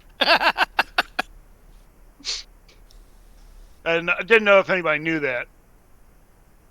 So No, just wanted to get it out there that I'm not just Sigmarites are all dicks. Yeah. Well, I mean, that's part what of- it's happens part when you of- have a garbage religion. That's all right.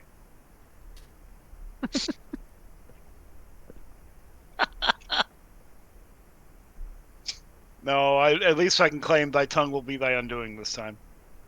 you can. I thought if I had given a blessing to like given an offering to Randall at the same time as giving an offering to Sigmar, that it would have been like, hey, what the fuck, man? Mm-hmm.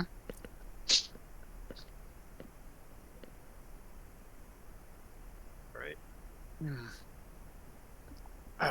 Well, if I can just not be burned at the stake, that would be awesome. You'd be alright. Dude, it's so fucking warm in Alabama right now. Oh, is it really? It's like 80 degrees today Mm. in November. Fucking hell. We had that the other day here. It's now like in the mid to high 60s for highs, but Man, I wish. last week it was like 82. Yeah, not until Thanksgiving does it start dipping that low. Yeah. I hope it stays down there because there was like 2 or 3 Christmases ago where it was like 78 on Christmas. Mm. I'm like, Yeah. man, it hadn't been cold in Alabama in a long time. Yeah. We get it. We get them in like January and February. It's the coldest months here. It'll dip. Yeah. And you'll have like 2 or 3 days where it's like 12 degrees. And Oh, everyone's freaking out because everyone's pipes are bursting because we weren't expecting it. Yeah, exactly. But like, that's it. That's like all the cold that you get, and then it's right back Yeah. up to like, all right, 100 degrees forever and 100% humidity. Yeah. No, that sucks. Welcome to your sweaty. Yeah, we mess. get. Yeah. Now this is the time of year when everybody comes down here from the like the the Great Lakes region. it comes down here, and or I see a lot of license plates from Alberta and British Columbia. No, I get that. Bird pretty bad. Wait, you're in where are you in? Phoenix, Arizona. They're coming all the way to Arizona Oh yeah, by car apparently. from Berta. Apparently. Fuck's sake. Well, I mean, a lot of people from Michigan and Illinois too. Well, I mean, I can get a bit of it. Like, I don't want to say shit because I've driven to Colorado, and Alabama's not close. Yeah. Well, I've driven from California to New York and New York to California. Oh God. Let's see, the longest I've driven was Birmingham, Alabama to Seattle, Washington. That's pretty far. It's pretty far. It was over a day, and Oh, yeah. I did it in like 2.5 days. Yeah. Sleeping in your car because you're too poor for a motel. Yeah. In the middle of the desert isn't great. No, it sucks ass. It's extremely creepy. Yeah.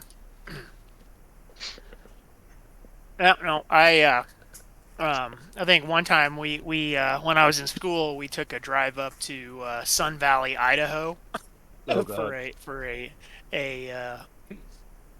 a competition thing. And when we were driving back, we got caught in snow going over the Sierras, and so we stopped off one of the people on our team.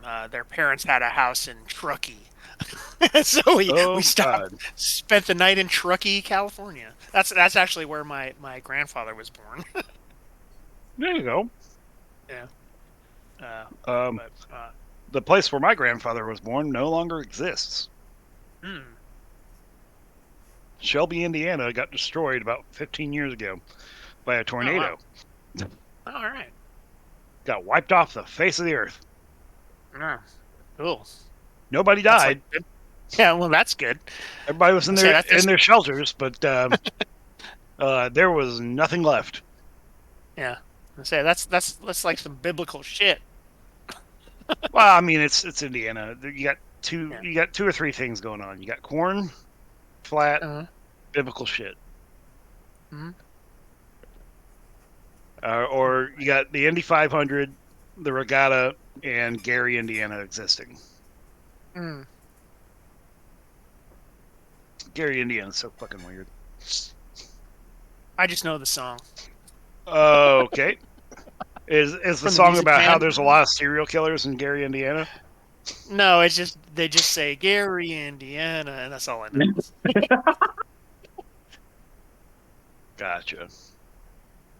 It's I believe it's from the musical The Music Man.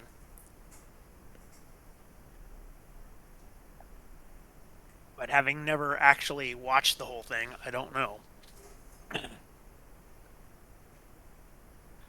Oh.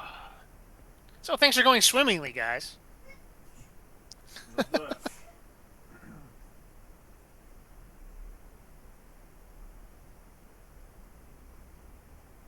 So what are we doing next? We have to meet the halflings next, or is there time to go? Yeah, I'm not sure if we're supposed to meet.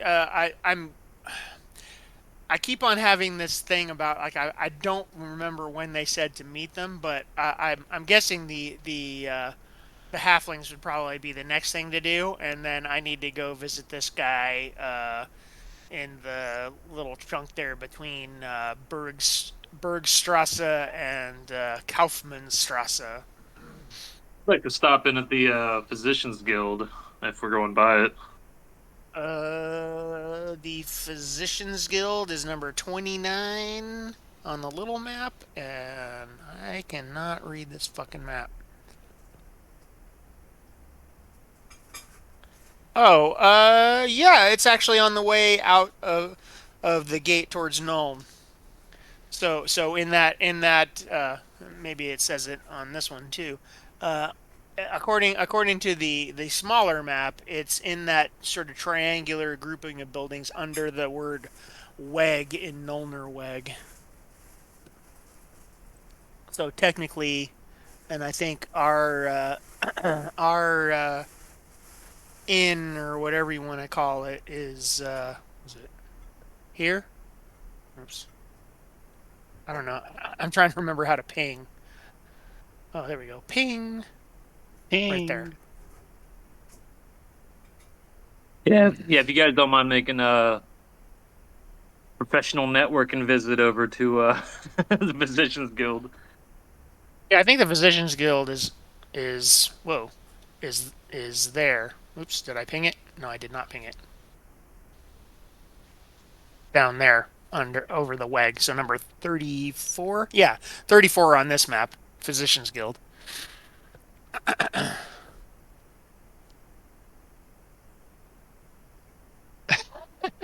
Someone was pinging a pinging fool. Or are you playing Missile Command?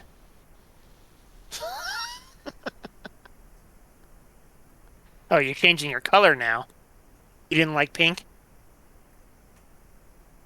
There we go. One that blends in with everything. Yeah, there, yeah. Make it really hard. I think it. Yeah.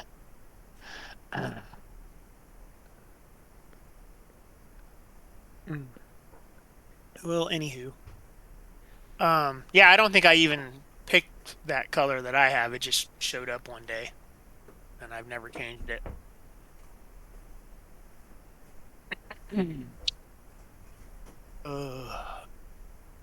Yeah, I inadvertently I was like, oh, I need to change my picture, and then I put the wrong picture, and I was like, God damn it, that's the source picture.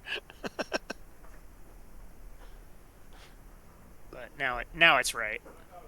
Now it's got my gigantic bobblehead on top of this other guy's head.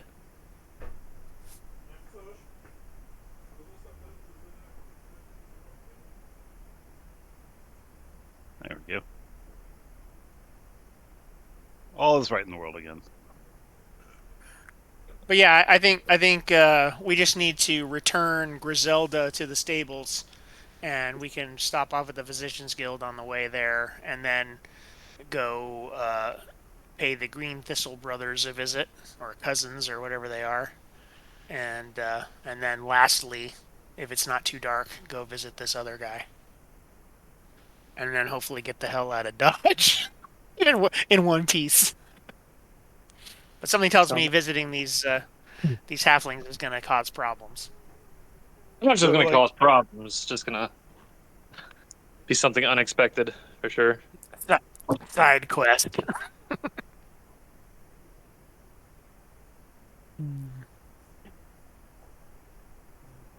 When is Michael's kid due?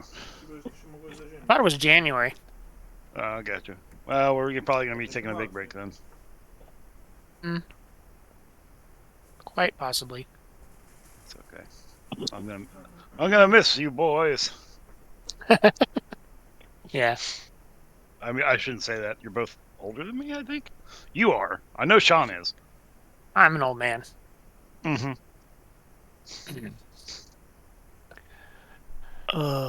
Brian, how old are you? Me? Yeah. 30? What? Fucking 40? Okay, yeah, you are both older than me. Good. Fucking All right. 40. That's how you know I'm actually 40. Yeah. It's all the Yeah. anger. I'm all right. We're good. Got 5 more years of splendid 30s.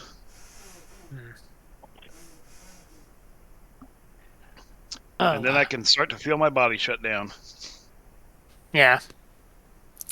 Well, like I told somebody somewhere, it's 45 is when you feel like your warranty has expired. I'm already at that point now. Yeah. Mm-hmm. I'm still on this diet where I'm like avoiding sugar and trying to keep calories under. I was technically 1,700 calories a day, but I'm hitting 1,200 Fucking most hell. days. You need to hit that Ozempic, buddy.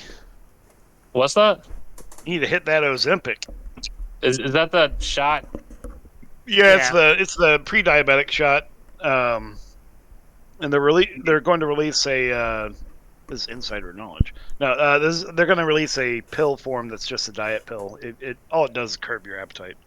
That's why it became so popular with people as a dietary supplement. I'm here. Is it just curbs your appetite? Like it makes it Yeah. really really difficult to eat more than like 800 calories in a day.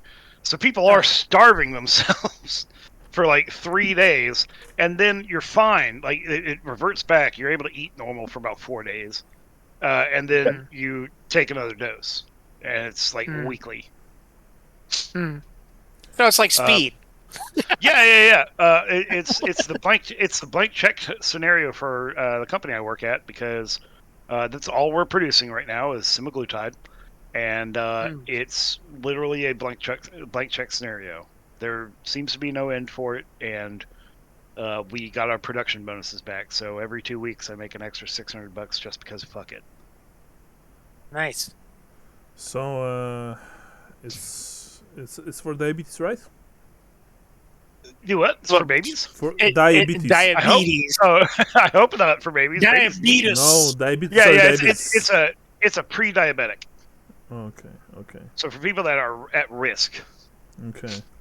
I'm sure it can be used for diabetes, but I'm pretty sure it's I'm specifically pre-diabetic right now, or I was. That's why I started all this shit. I'm so mad. Oh man, I should not tell you the snacks I'm eating right now. Wait, Brian, you have problem with diabetes? No, I was just on the line of pre-diabetic when I went to the doctor. So I'm like, I like really like milk and cookies, man. Let me tell you. So like, I can't imagine life without it. So I was like, you know what? I'm gonna stop with sugar. Keep it under 35 like grams of sugar a day. And next time I go to the doctor, try and get that number so that I could actually have cookies once in a while. You know what I mean? Yeah. Well, So- my buddy does that. He goes on like 6-week regimen of being completely vegan and not drinking and trying to cut down on his smoking right before he goes to see the doctor and get his blood drawn. every time. He's like, yeah. Well, I'm not going to talk about the thing I'm eating. Sounds good. Yeah. Yeah. Okay. I think we can go back. So you just left Temple of Sigmar. Sorry, Johannes, you just left Temple of Sigmar. Lambert and Gustav, Yes. you are staying outside, guarding the cart and Griselda the horse. And you see that Johannes emerges. Like it's still before noon, and like a good 2 hours probably before noon at least, or maybe an hour and a half, something like that. As I said before, it's kind of windy. You know, the weather is of the kind that you're not sure if it's going to rain or not, because the sky is massively overcast, but there's not a single drop of rain just yet. That said, most of people here, of course, are dressed for this eventuality. Long cloaks, hoods, stuff like that. I also presume that since like 2-3 months passed, that your clothing also slightly changed slightly. Warmer. Yeah, it's a bit warmer. So yeah, where do you want to go now? You delivered the stained glass window. You got the receipt that the Temple of Sigmar, received it on behalf of Temple of Bögenhafen. What now? We wanted to return Griselda to the stable, and on the way there, swing by the Physicians Guild for Gustav. Physicians Guild. Is that? Yeah, it's over there in number 34, just above the WEG, just above the G Now, in remember, Nolner WEG. You know where it is as players, but as Right. characters, you would probably need to ask questions. Okay. I I will. Since I'm on a roll, I will. Is it charm or gossip? It's gossip. It's gossip, of course. All right. I will gossip with people in the square. Hey, do you know where the? Oh, just barely. Mhm. Do you know where the Physicians Guild is, my good sir? You ask one of the one of the citizens of Bögenhafen, and he says, "Oh, of course, it's nearby, down Nullnerweg, the tall building over there," and he points, to a tall building number 34 on the map. You can't really miss it. Oh, thank you, sir. And he just, nods, smiles, and goes his way. Have a Sigmar-y day. Because Gustav, what you want to go to the Physicians Guild here? Yes. Yeah, just to meet some other physicians from Okay. from Reichland, because I haven't even seen Nordorf yet. I was gonna say he wants to be told explicitly that he can't ply his trade here. Yeah, Yes. exactly. Without paying a lot, of course. I need some more disenfranchisement. Okay. Yeah. So you go towards the Physicians Guild. It's along the way to Cadbury's, where you're currently staying. So no big deal, right? Sorry, actually, let me quickly see one thing. And as you're moving, through the crowd, and people are just parting ways in front of your cart, and before your cart, before your horse, you eventually reach this cluster of taller buildings. You think that it's already in different section than Gittenplatz. It's probably in the artisans' quarter. You have a feeling, actually. Actually, technically, it's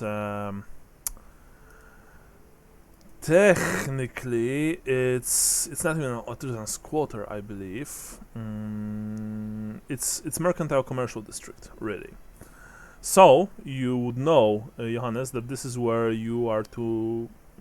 That this is where you probably be able to find your, your man, the contact that you are supposed to meet here.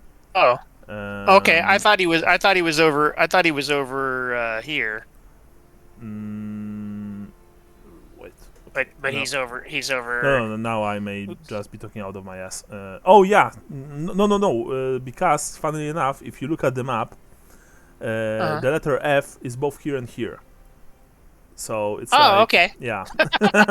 Yeah, no, I was okay. Yeah. Well, that's good to know because yes, I was looking at the other F. Yeah, you can see that there are even like 3 A's, right, on the map, including the one on the other side of the river.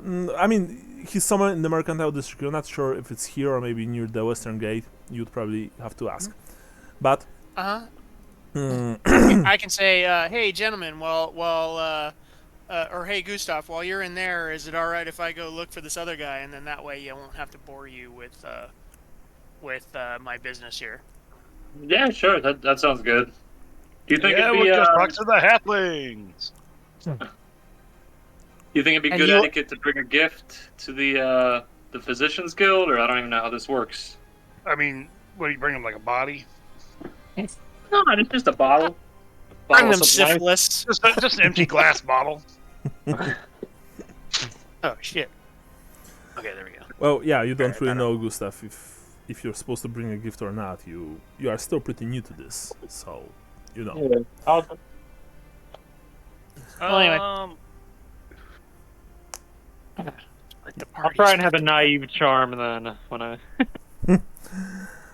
Now, when it comes to Mercantile Commercial District, the letter F covers 2 areas on the map, both of which serve the town as trade centers. Most offices of the town's mercantile concerns are here between the Bergstrasse and the Adder Ring, along with the Merchants Guild. The area between the East Gate and Postern Gate, which is the closest, which is where you are now, are both given over to higher class shops. The buildings here, you can see, are larger and better kept than those found elsewhere in the city, and the inns are above average with higher prices, obviously, given the ones that you are passing by.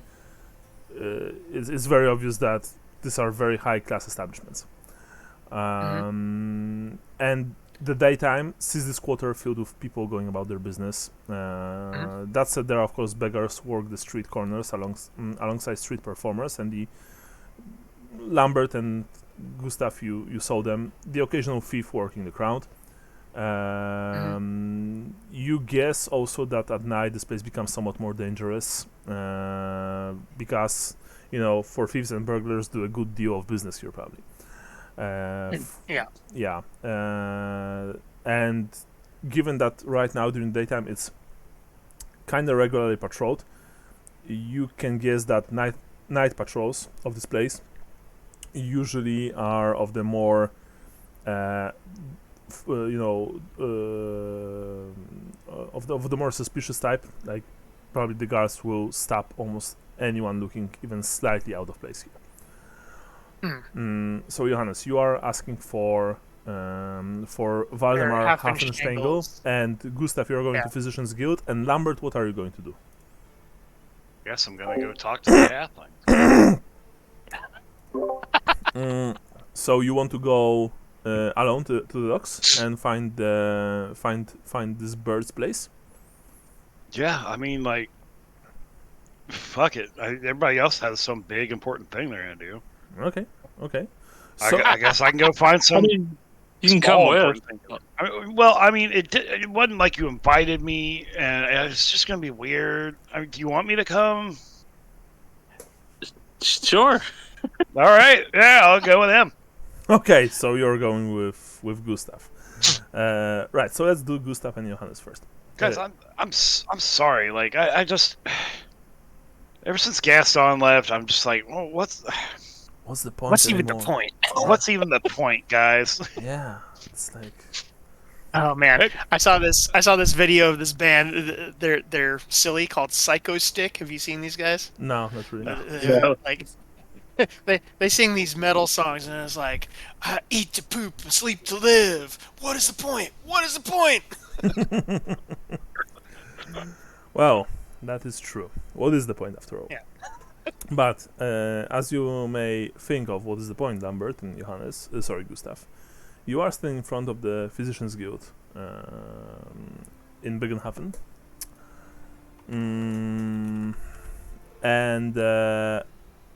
yeah, this you know that the head of the Physicians Guild, they also have probably quite a lot to say when it comes to town's politics. The building is. I think you said he had a spot on the council, right? Yeah. That is true. That is 100% true. So, he does in fact has a lot to say when it comes to town's politics. And of course, the building reflects the high status of Physicians Guild. It's well maintained, couple stories high, made completely from stone, with tiled roof. There's a sign of Shalia, and and it even says Bögenhafen's Physicians Guild right below the portrayal of a dove carrying a small branch in its beak. There are no guards outside, obviously. So you enter the building, I presume. Yeah. All right. I think Lambert with me, or he could wait outside, or whatever you want to do. No, I'll go in with you, buddy. It's all right. Okay. You go inside. Inside, almost immediately you smell various herbs, medicaments, other strange smells. It's also rather cold here, and you have a feeling that they keep this place uncharacteristically clean for old world buildings, for most of world buildings. There's a reception desk right next to a set of stairs going up and down, and behind the reception desk sits a rather tall, lanky man well dressed, with spectacles on his face, on his nose. There's like a bunch of papers in front of him, ledgers, stuff like that, ink and quill. He looks at you expectantly as you enter, because there is no one else except for you three here. I smile, and I go for like a naive charm here, and I go up and I eagerly go to shake his hand. So good morning, sir. I'm Gustav Van Huck, and this is my companion here. I'll be in Bögenhafen for the next few days. I'm living in Altdorf now. That's where I practice medicine, and my trade is a barber surgeon. And I just wanted to introduce myself while I'm in town. He looks, he looks at you from top to bottom, so to speak. He takes a glance at Lambert, then he fixes his spectacles on his nose and says, "Welcome to Bögenhafen's Physicians Guild. I am Emmerich Köhler. I am a steward here, or receptionist, as you may also call me. So tell me, Herr Van Huck, do you want to practice your trade while staying in Bögenhafen? Because if so, then we will need to go through the appropriate procedures, including payments," he says. He's not hostile per se, but he's also not friendly. He's very matter of fact. That's actually very good to know. I was under the impression that with my Physicians Guild of Reichland medallion, I would be able to practice medicine here, but if not, perhaps we should discuss that. Can I see the medallion?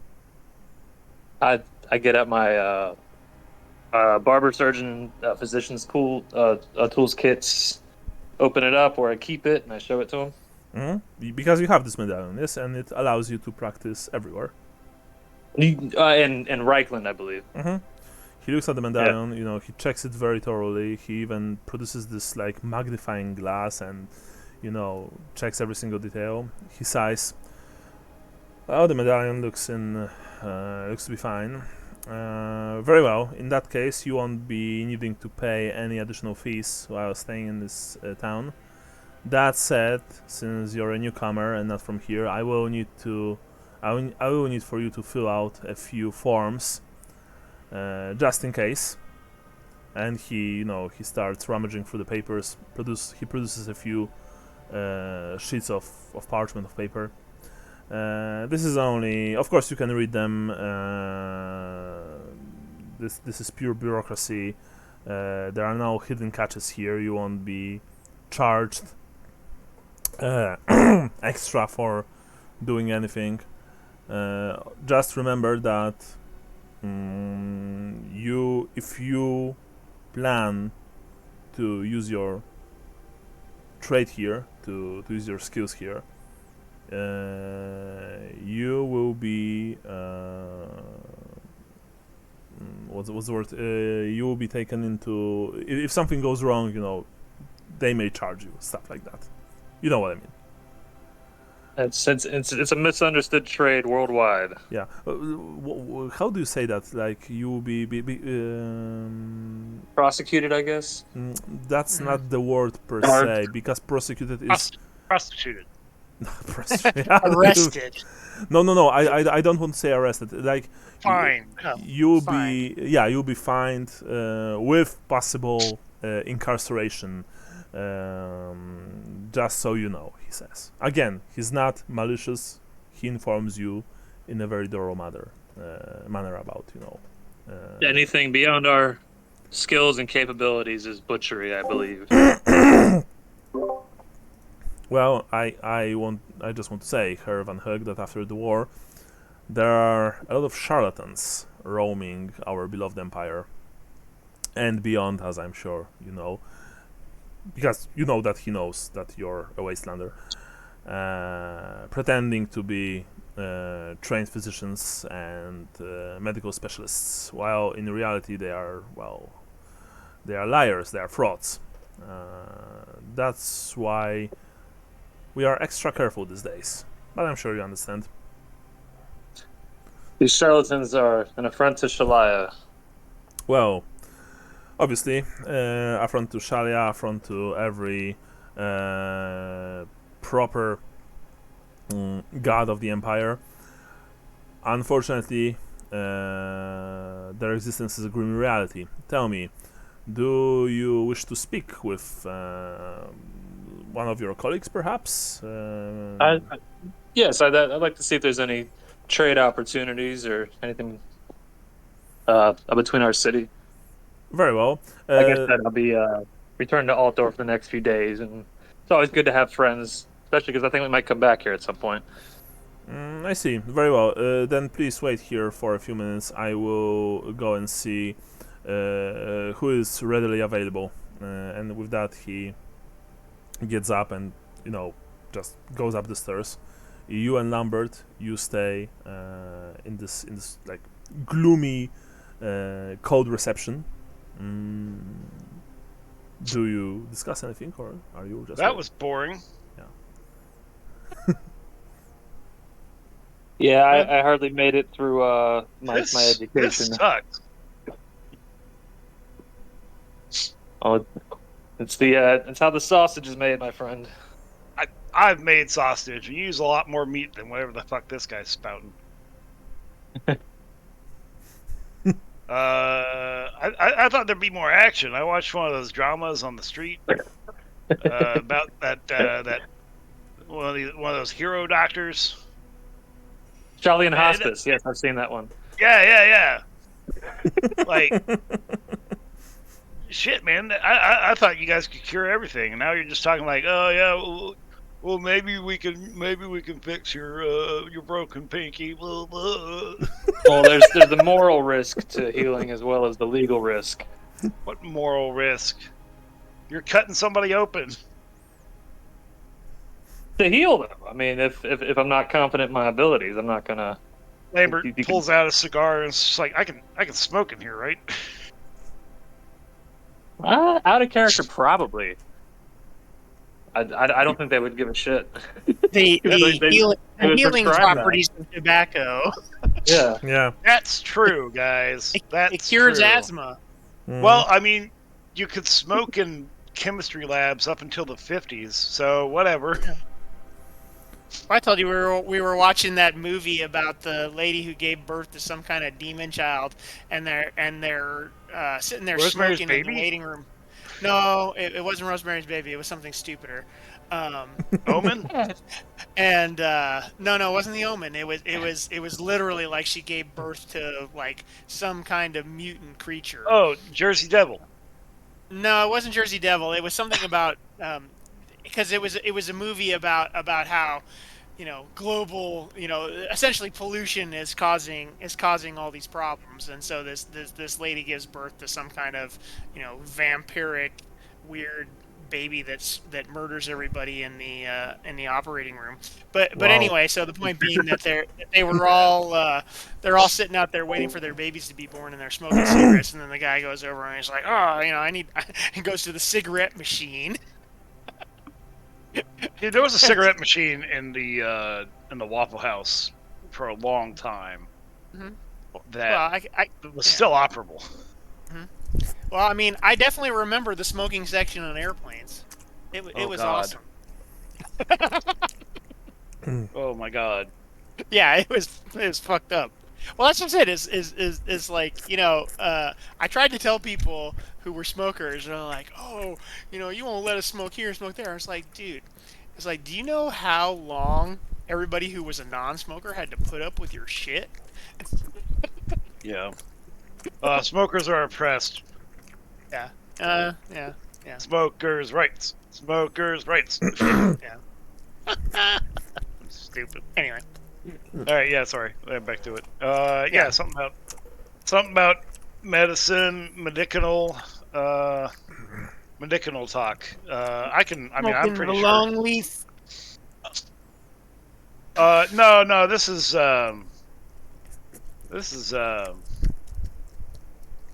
Yeah. Sure. Whatever. I can't fucking remember what I'm saying. It's from all that smoke. So I guess. you are waiting, and yeah, we all know the very famous street play Von Grey's Anatomy, or Dr. Zum House, right?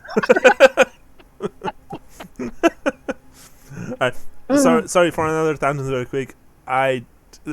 This is a perfect example of a TV series that only really worked because of a single guy. And I have no idea how they made 8 fucking seasons of it when every single episode was the same. Every single one. Yeah. I think I went through 2 seasons, and I was like, Yeah. this doesn't change. Every single fucking Yeah. episode is the Yeah, same. It's a Voltron He acts like show. a dick to somebody, and Yeah, what the fuck? solves the case. And Everything's there's never so- anything in the plot to hint at what the problem is. He just pulls it out of thin air. Yeah, He's like, "Oh, it's this thing you've never heard of." yeah. No, usually It's a- it's one of his people saying something, and then he's like, unless it's something that we haven't thought about, you need to check him for cock up his ass. I don't know, something like that. And suddenly, it I was call cock up it his ass. I call it a Voltron show, as in everything's nice. Oh God, something bad happened. Let's fight it with the lions for a bit. That didn't work. Let's turn into the robot and fight it. That didn't work. All right, let's use the sword that kills everything. Yay, everything's fine again. Yeah. But, I thought you were gonna say it was the power of friendship. yeah, I mean, in all honesty, Hugh Laurie was excellent in this role, probably, one of the best TV roles ever made. But like someone, because it was like it's been 20, like the first episode I think aired 20 years ago yesterday, and I've read an article Wow. about this, and yeah, we are old guys. Goddamn. And someone said that, the guy who wrote this article was like, first of all, when the TV series aired, there was this incredibly obnoxious trend of lots of people trying to be like House, and by that I mean, being pretentious, rude assholes because they thought that this is cool and that this makes you intelligent, right? Yeah. Well, no, it didn't. It just made you a rude asshole. And second part, like even a few doctors said that, well, yeah, sure, he's like this character is a genius, but there's a reason why most doctors are not like him, because if you are rude, then people won't really talk to you, including those whom you are trying to help. You go to a doctor, he's an obnoxious ass, and so you probably won't want to, speak to him openly, right? If you're rude, you get sued. Yeah. So anyway, Lambert and Gustav, you are waiting for the receptionist to return, and he actually does return in like 5 minutes. There's he's in a company of a middle-aged, rather maybe not fat, but generally big woman. She has very sharp look, about her. Obviously intelligent and perceptive. He just points at both of you, and she approaches you. She looks at you, Gustav. Hello. Sorry, go ahead. Yeah, she says, hello. I am physician Kaja Hedsprung. I've actually added this to this. This is, but you're not spelling it Kaja, you're spelling it Kaja. It's actually a Polish name. Kaja. Yeah. I have no idea why they've added it to generator, to Empire Names generator, but here it is. I've been told that you are a physician from Wasteland, I believe? Originally, but I'm living in Altdorf now. That's where we're setting up our practice anyway. I see. Can I ask for a name? She says. A name? Your name, sir. Oh, I'm Gustav Van Huyck. Van Huck. Yeah, Van Hoek. Yeah, Van Hoek. I don't know how to pronounce my own Actually, it's like Van Hoek. You should probably. name. Van Huyck? Yeah, Van Hoek. Okay. Gustav, do you have I just put it in a butterflies? name generator for like Dutch names. Yeah. It's Dutch, so when you spell OE, it's like oe, so something like that. It's Oe. very funny to Van Huyck. to speak, but it works like that. I see, says the woman. Well, Herr Van Hoek, can I ask if you plan to open a practice here in Bögenhafen? No, ma'am. Actually, I just keep a seat open at the inn we're staying at now. It was called Cadbury's, I believe. Mm-hmm. I paid for the week, but I haven't seen any actual customers yet. So that's a problem. I mean, Well, if you I are just spend your money back. if you are really desperate for clients, says Kaja, I can ask a few of my colleagues if they need perhaps a junior assistant. But just so you know, it will probably earn you very little money. Not to mention potential enmity of some of our physicians, given that you are a potential, competition. Well, it's not my intention to stir the pot like that, but I just wanted to introduce myself while I was in town. That's very nice of you, she says, and you can see that she means it. She actually even smiles at you. But please, where are my manners? Who might you be? And she looks at you, Lambert. Hi, I'm Lambert Cherryheart. I don't practice medicine. I see. You could say I possibly practice the opposite of medicine. She narrows her eyes. Oh no, I'm not a murderer. No. I cook delicious food and occasionally run windows from one city to another. I see, she says. Well, if Also, you... I'm friends with this guy. We go way back, but we don't share any trade in common. Don't worry, his hands are definitely clean. I see. Well, if you are cooking good quality food, then you are actually helping our trade a lot. We believe, by we I mean most of the people who serve Shalia and follow the teachings of Galen, the healer. I nod my head when she says that. Yeah, that there would be far less plagues, illnesses, and ailments in our society, in our civilization, if people would only be able to eat healthier, better, and more frequently. Are Alas, you in need of a cook in the guild of medicine? Well, we do have a kitchen here, and yes, there. I could moonlight here for the duration that we are in town. I will ask the head of the guild if it is possible, Sir Halfling. Unfortunately, I can't give you answer right now. If you would be able to return here tomorrow around noon, I should be able to give you an answer. Sure. She says, and you see that she asks the receptionist for a piece of parchment, and she notes down your name, Lambert. Lambert Cherryheart, yes? Yeah, that's the common one. Yeah. Thank you.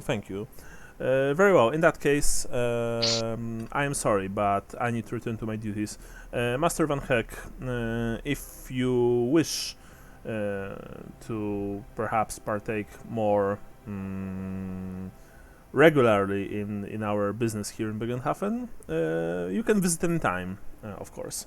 But as I said, the borders have been set for a while, in a manner of speaking. I guess you know what I mean. So you would probably have slight difficulties starting right now.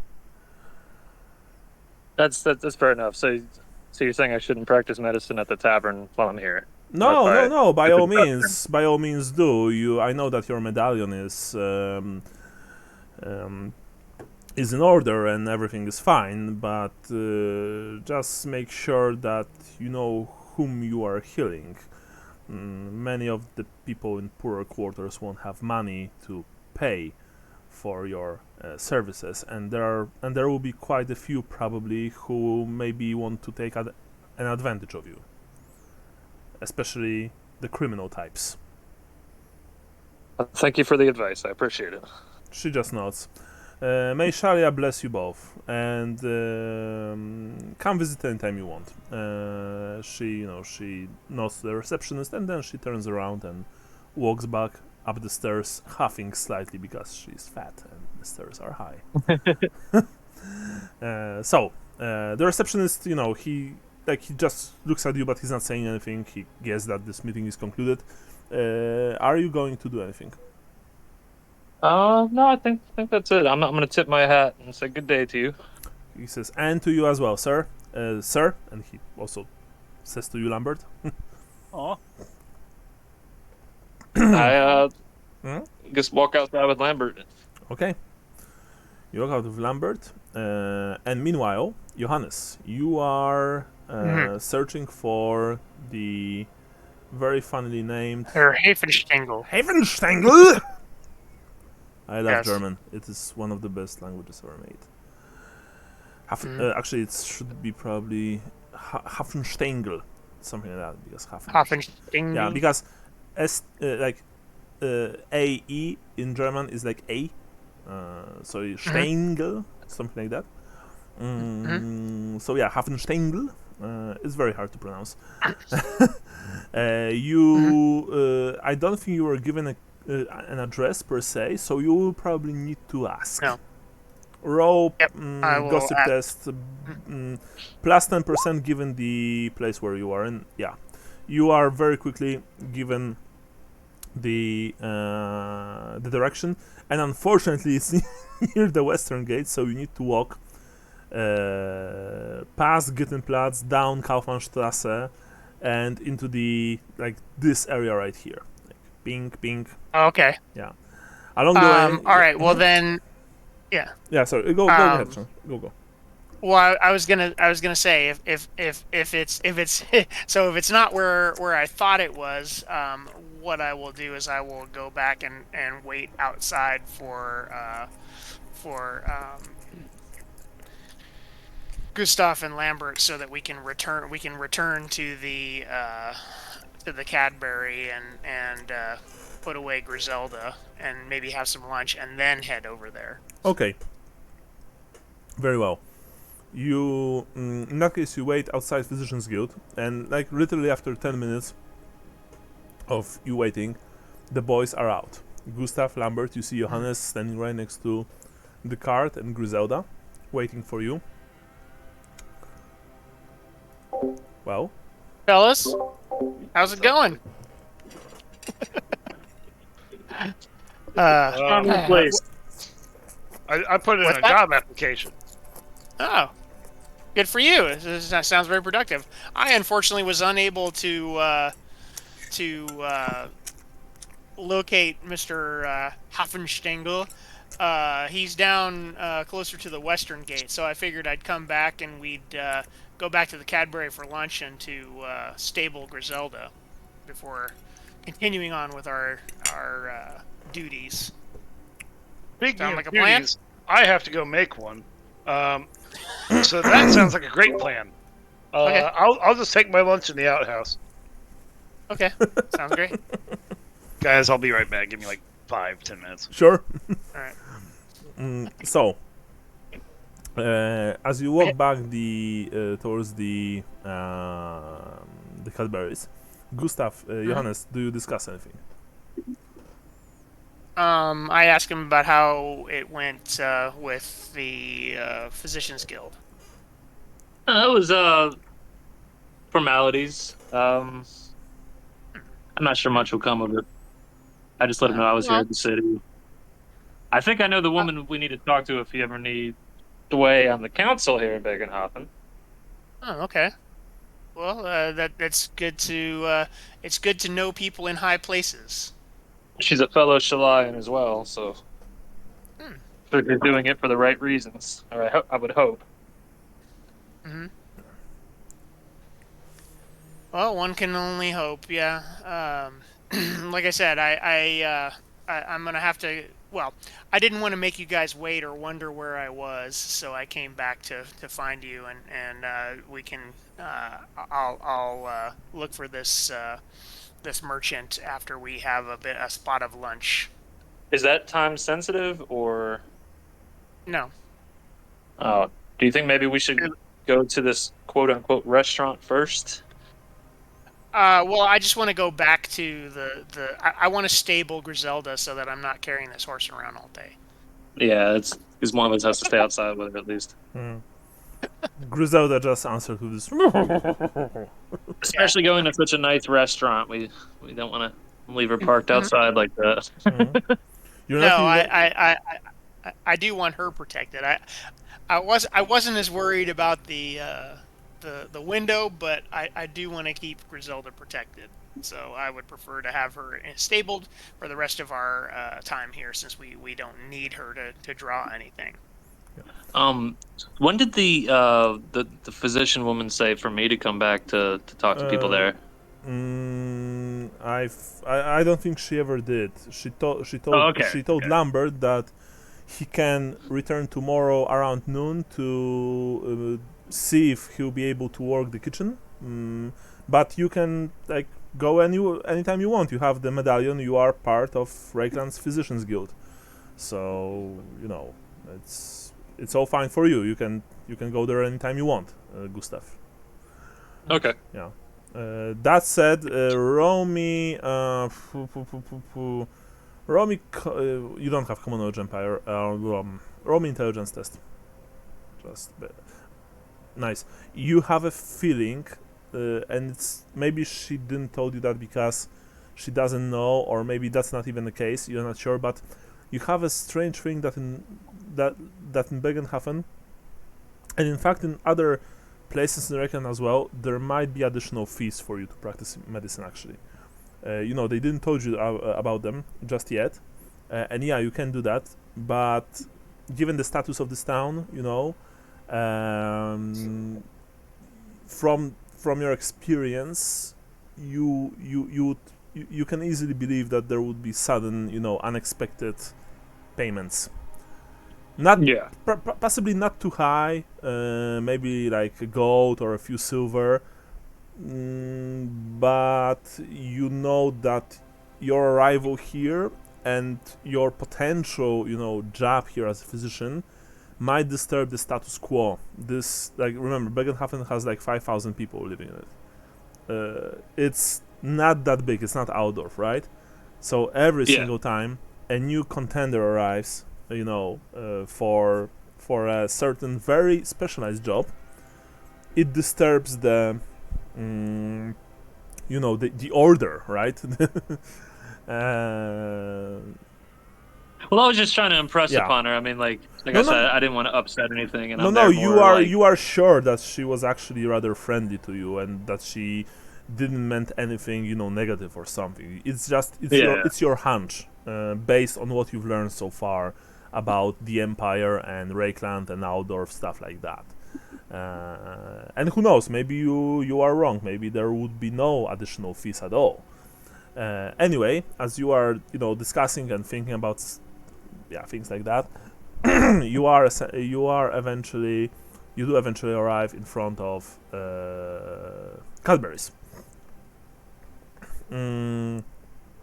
So you park, as funny as that sounds, Yeah. you park Griselda and the cart inside the stable. Mhm. You know, you handle the reins to one of Amos's 4 sons. This is the different son than the one inside, by the way. They are not twins. Mhm. They are similar, of course, and they are very similar to their father, but they are not, you know, twins. You go inside, and I presume that that's time for lunch. Yeah. It's still like noon, but you've eaten breakfast very early. Given the fact that you all got up very early, so you sit at the table and you wait for you wait for the servers to approach you with the food, and approach you with the food they do. So Gustav, you start. Sorry, actually, you start the lunch with pancakes and fried bacon. That actually sounds very good. Ooh, that does Yeah. sound good. Johannes, you get something else. You get soup of white peas and garlic. That's actually also rather tasty. Yeah. And I'll you take see, it. yeah. And the portions are big, by the way. The portions are really solid, because this place is visited by working men and women. So, you know, they must eat proper to Mhm. work their jobs. And finally, Johannes, of course, he gets herbed. Okay, that's actually funny. Herbed cucumber pottage. Oh, you Like- mean Lambert? Yeah, Lambert. Yeah. Sorry, Lambert. What's a pottage? Well, I'm guessing. I thought pottage, like oatmeal, is considered pottage. I believe. Wait a second, I need to You know. check. Yeah, it's actually. No, it's actually this kind of thick soup or goulash, made from Okay. boiled vegetables, grain, and if it's possible, meat or fish.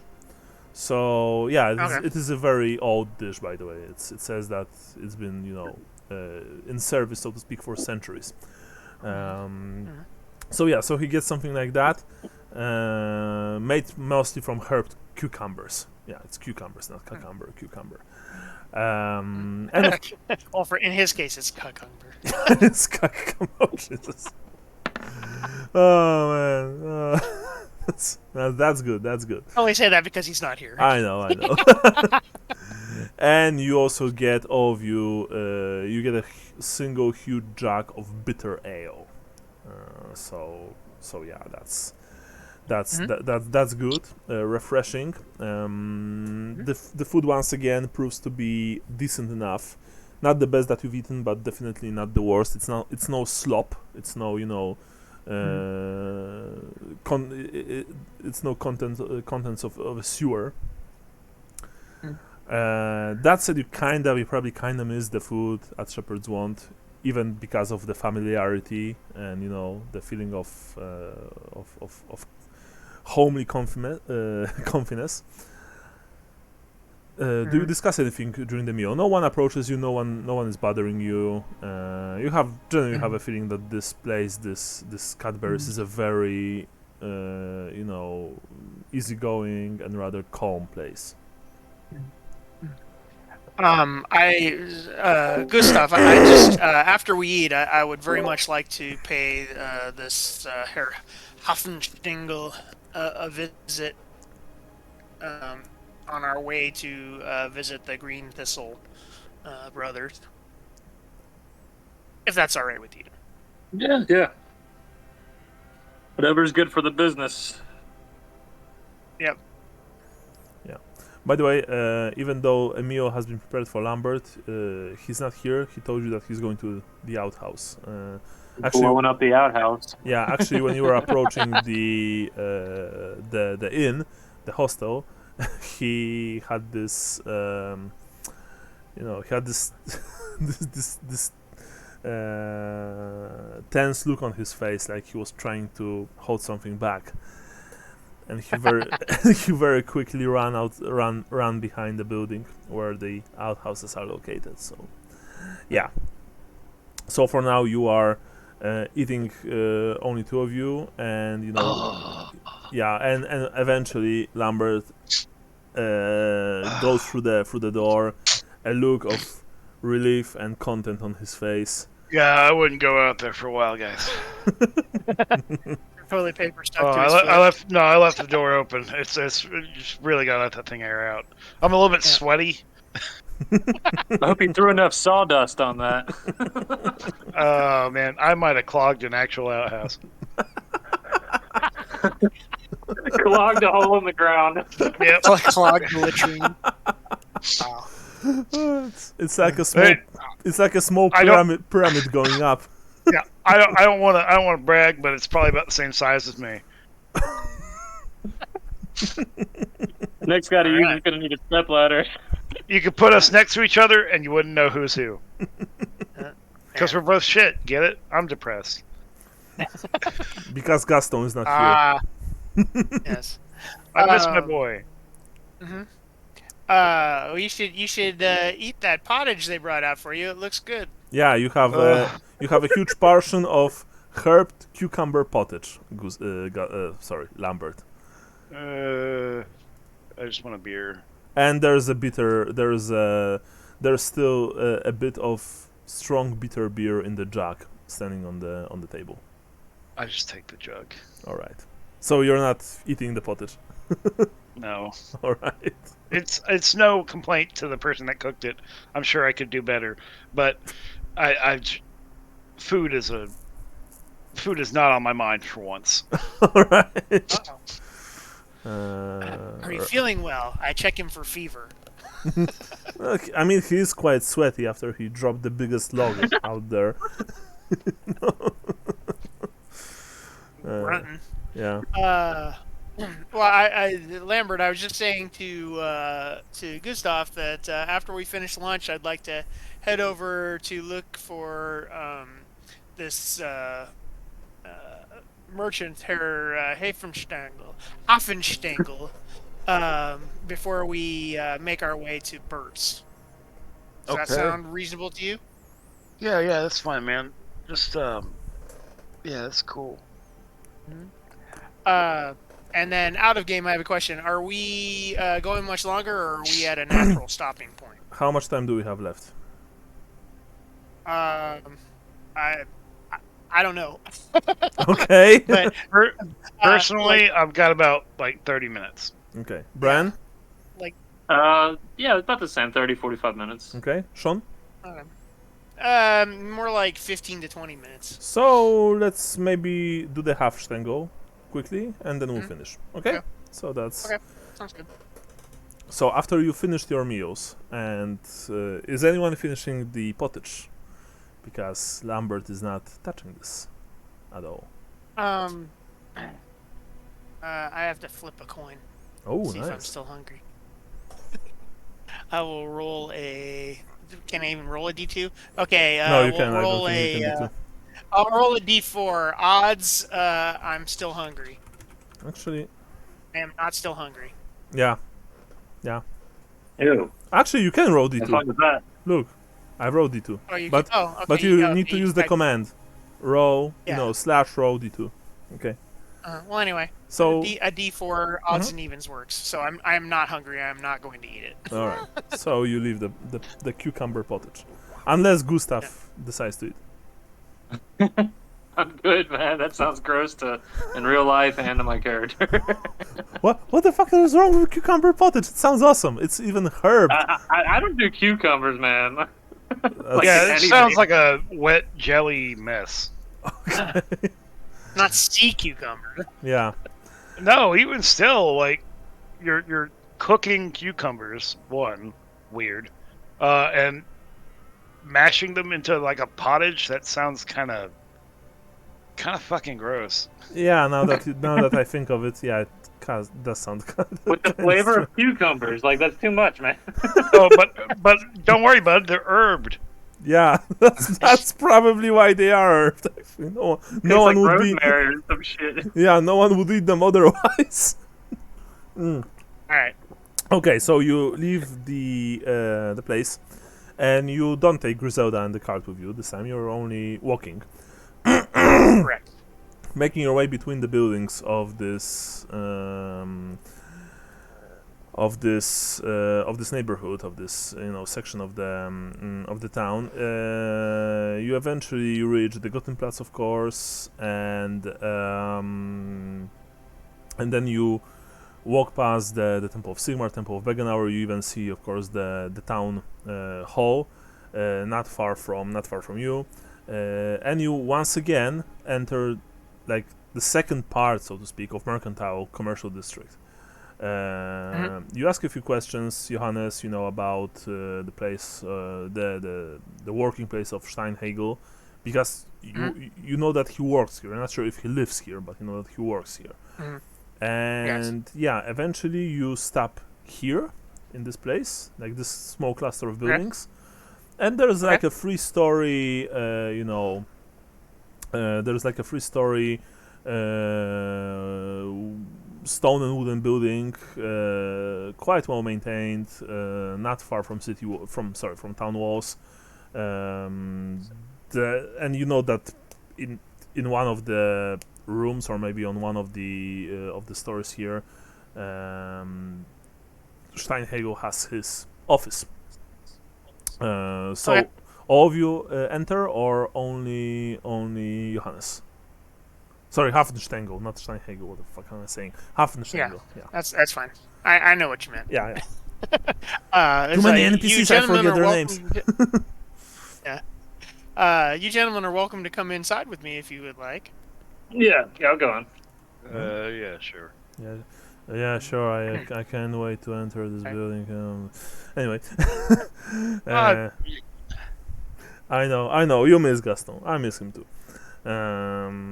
So you enter the building. You go upstairs. There's no reception here. You need to go from floor to floor and check names on small metal plates, either bolted to the doors or to the walls next to the doors. And one of them actually says W. Hafenstengel office. That's it. Okay. Alright, I knock on the door.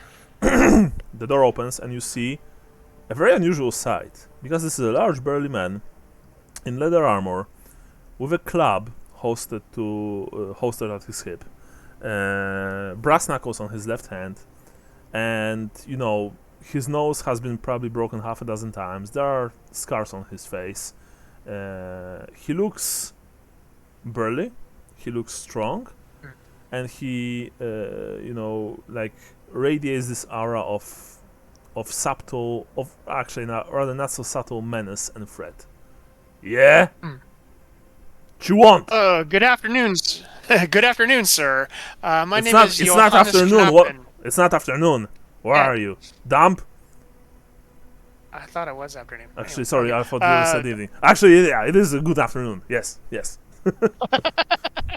Sorry. I'm dumb. Well, speak, man. My name is my name is Johannes Knappen, and I'm here on business. So you're a business associate of Herr Hafenstengel, yes? Well, I was sent here by a business associate in Altdorf to deliver something to him. I see. In that case, you can come in. And he allows you to come in. Thank you. These are my associate. And who are you? And he looks at you, Gustav. I'm his business partner, Gustav and Hike. And Hook. So what? Hike, hook, on hook. Make up your mind, man. Huck, very well. Huck. And who is this? And he looks at Lambert. Lambert Cherryheart, and you'll keep a civil tongue if you ever want to make money from me. I don't want to make money from you. I get paid very well by Herr Hafenstengel. I'm his bodyguard. But you are welcome Good. here. And you can hear from deep in this apartment, you guess, maybe office building.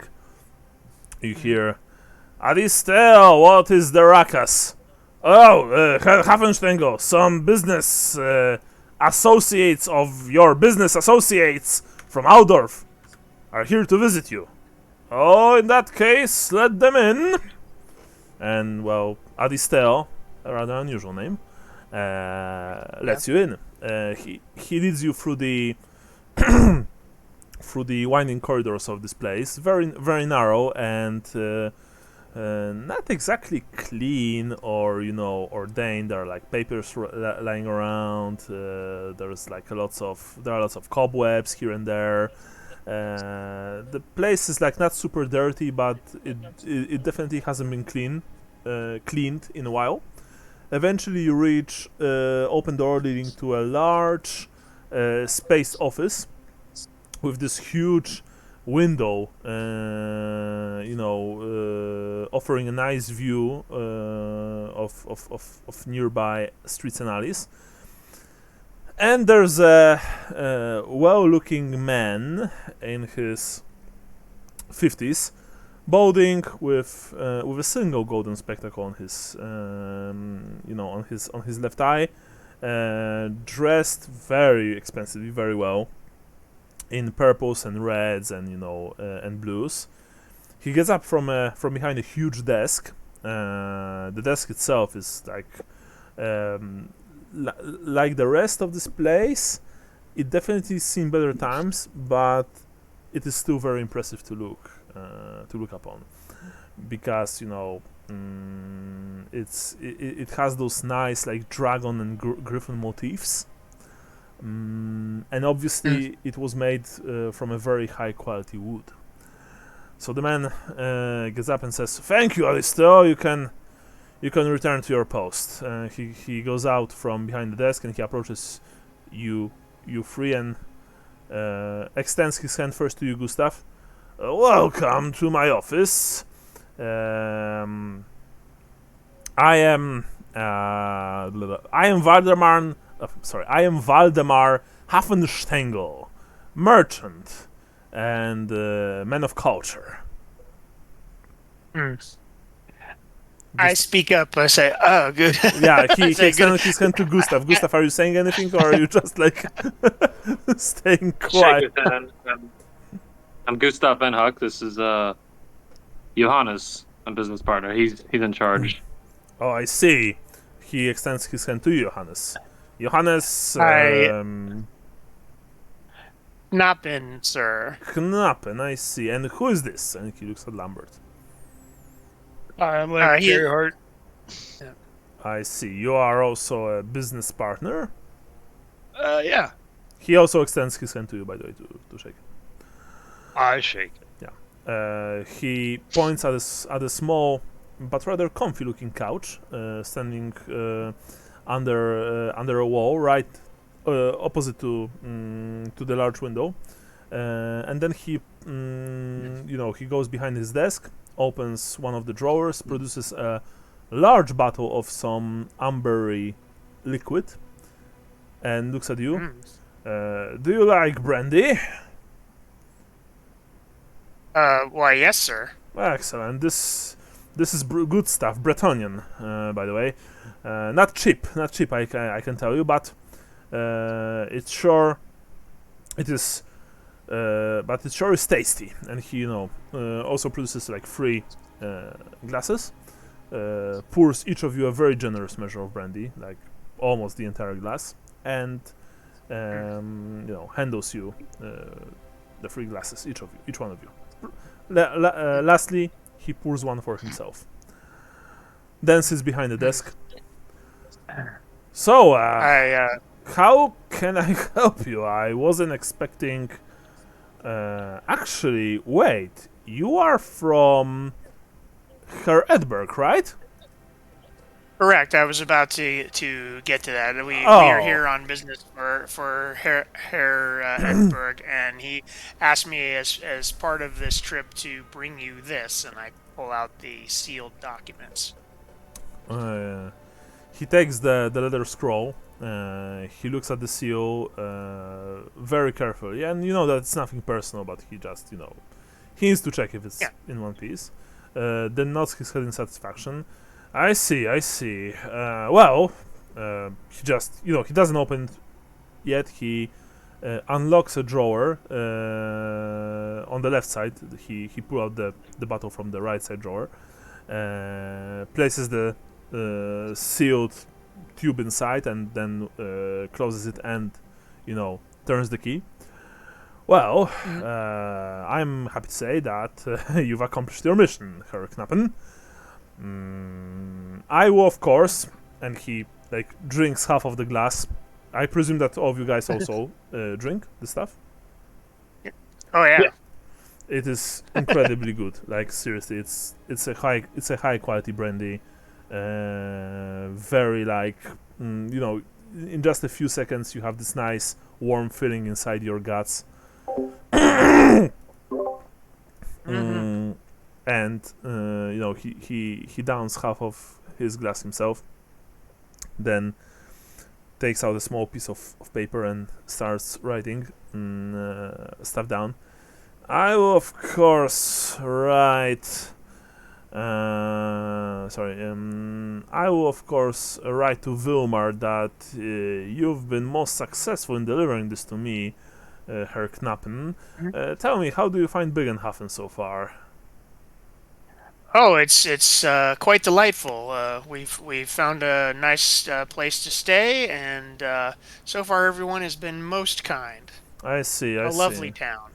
Do you plan to stay here longer, or? We have one more piece of business before we return to Altdorf. I see, I see. And if I'm not mistaken, I was supposed to transport something back from you for Herr Edberg, or Yes, or yes, do yes. I have that wrong? The shipment is already prepared. Do you have your own cart? Yes, we do. Our cart is at the inn right now. Very well. Tell you what, when you'll be ready to leave, visit me here. This is where I work. I live in a different place, but most of the time you can find me here. And I will deliver the shipment to you, and then you'll hopefully deliver the shipment to Wilmar. Yes. I must say I'm very pleased with the speed of your delivery of this very important document. So I will, and he smiles at you. I will make sure to tell this to Wilmar personally, but for now I'm writing this down. I think you have a bright future in front of you, Herr Knappen. Oh, thank you, sir. Yes. Always remember that if you ever tire of Altdorf, but you still want to, ply your trade, so to speak, I'm always on the lookout for good, honest, and most of all, competent talent. Well, I appreciate the offer, sir. Thank you. Yes, yes. Anyway, and he gives you the letter. Please see if I included everything. And essentially, this is a letter in which he speaks very highly of you. That you did your job very well, that you delivered the documents quickly, that they were, of course, the seal wasn't broken, that you are cultural, that you have, that you are wise enough not to travel alone, but you actually have friends with you, and the friends themselves are also, they're not thuggish, they're not primitive or rude. It's like a very nice gesture. Like, you're not even sure if he had to write this down, but he did. Thank you very much, sir. Give my sincerest and warm, I don't know, say condolences. Why I thought condolences. Regards to Wilmar and lovely Hannah when you return to Altdorf, please. That I shall, sir. Thank you. And so, if that's all, I'm sorry, but I need to return to work. But please visit me Yes. once you are ready to leave Bögenhafen. Ah, yes. Good day, sir. Good day. And he says, Aristeo! The bodyguard quickly, appears in the doorway. Please escort our guests to the exit. Of course, boss, he says. And so Aristeo escorts you to the exit. And you leave the office, and for today, this is where we stop. All right. Okay. So, Sean, do you still have time for points distribution normal? Yeah. I don't. Okay. I don't have to rush off. I Okay, just sure. couldn't stay much longer. Sure. Actually, so let's first of all, let's quickly discuss if we are even going to play this Okay. in December. I mean, 2 weeks from now is the first. I will be out of town. Out of town. Okay, and on the 8th. Yeah, I could do. Oh, I'm free. okay. Yeah, I could probably. Yeah, I can do the 8th. Okay, so let's play on the 8th. I think this is this should work, right? The 8th, Yeah. 8th sounds good. Okay, cool. So we are playing on the 8th, and for now points. For today's session, everyone gets 75 base points. I gotta even head math. Now for your for your characters, of course, everyone gets 10. For the place of birth, Gustav, you've mentioned a few times, I think, that you are from Wasteland and Marienburg, right? But Yeah, and I told a story about the oh yeah, used to break windows and extort people. yeah, that's actually cool. Mhm. Okay, I can give you 10 for that. I want to give you less because you didn't react when the priest said about you being a secessionist. Yeah, I consciously didn't say anything because Okay. of where I was and who I was talking to. Yeah, Yeah. I let that one slide pretty easily. Yeah. Johannes, what about you? You're from Reykjavik? Yeah, I mean, I said multiple times that I was coming from Altdorf, but Mhm. that's about the extent of it. The extent of it, okay. That said, I am kinda going to give you 10 anyway, because Reiklanders usually take initiative, are they talk a lot, they do stuff. Like, they're not only following, they're actually, acting. And I saw today, Sean, that you were, let's go here, let's go there, I need to leave I need to leave our horse, and then maybe you guys want to follow me to Hafenstengel. So, because Reiklanders are supposedly natural leaders. And I saw that today, so I think that warrants 10 points. Lambert, what about you? I did not mention the moot once. Yeah, I also don't think that you actually did. So, religion, Gustav, 10 points. Johannes, you were Sigmar today? Actually, Yeah, yeah. I kissed the ass of the priest, and I went and prayed and thanked Sigmar for letting me make it safely with my. I know, but load. but on the other hand, Lambert was very dickish to Sigmarites, and he was like, "Oh, priests of Sigmar are dick," stuff like that, and you kind of let it slide. True. Yeah. Okay, 5. I'll give you 5 for that. Yeah. Okay. Just to make me. Like I'm not saying that you had to cave his skull in, but most Sigmarites would not let this slide. All right. Even Well, if the I priest was an asshole, and he was, and you know that he was.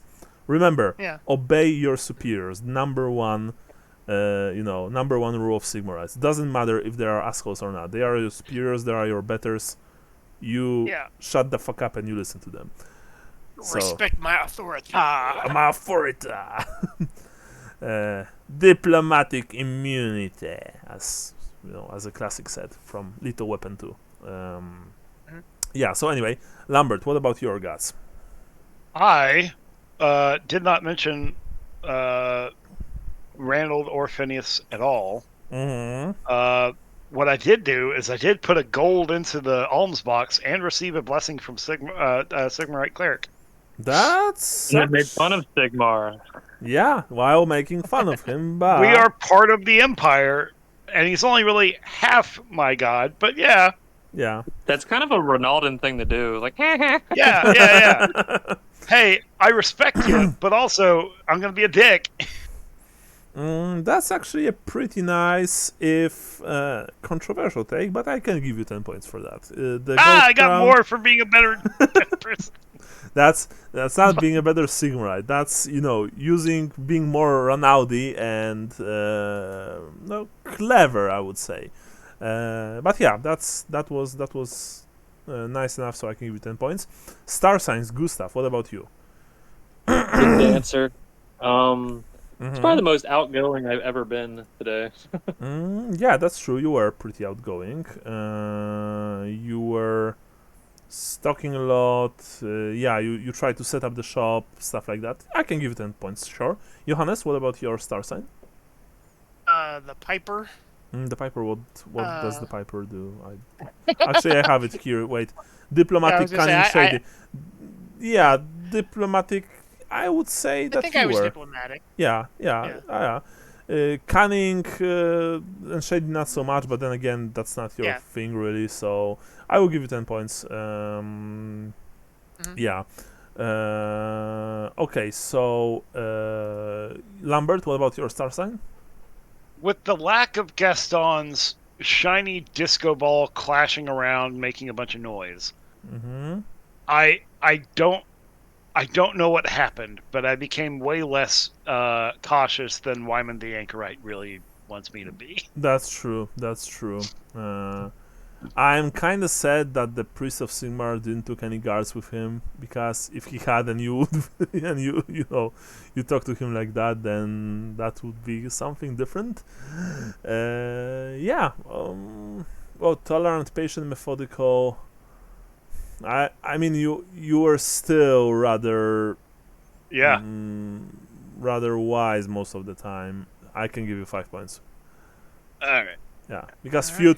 few times you were very close to pissing the wrong people off hard, but it's fine. Well, It's all that fine. goes with his doom. Yeah. Now, speaking of Doom, Gustav, what about your Doom? From the darkness cometh the raven. Wow. All right. Good luck with that.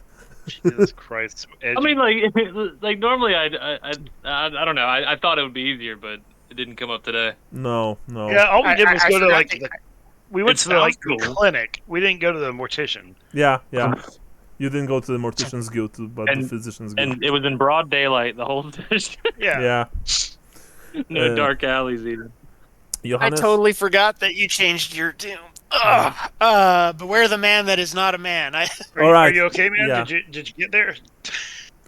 Were you stretching? What was that? Yes. Okay. I was really worried there for a second. Hold on, guys. Just keep talking. I'm taking a shit. Popping one off. Yeah. Okay. Yeah. Actually, funnily enough, Sean, I will give you 10 points for that. You use this. Use my outrageous take on Gaston's accent very well, and when he was speaking about the Beastman, sure, 10 points. Because Yeah. that's true. Well, A man. it would have been a little more natural if I had been able to get Brian to say he's out fighting Beastman. Yeah, I But- know. But still, that was pretty cool. And Lambert, what about you? For what? Doom. Doom? Yeah. I think I exemplified what "thy tongue shall be thy undoing" really Yeah, means. 10 points. Yeah, Yeah, that's I true. think so. I think we all that, learned what the actually. true meaning of Doom Yeah. is this year. Remember, when you die, according to your doom, you get 200 extra experience points for your next character. So Lambert also gets. No, actually, Lambert won't get anything for being a halfling. You didn't eat the fucking pottage. Yeah, Yeah, I laid a big ass deuce. yeah. Well, so sorry, but food, from what I understand, is almost sacred to halflings. Yeah, but it's got good food. What? Oh yeah, it's got to be good food. Yeah, that's true. That's true. You were, yeah. I will give you 5 points because you were halfling enough. You were talking about racism and the general shiftiness of the town's council when it comes to the Green Thistle clan.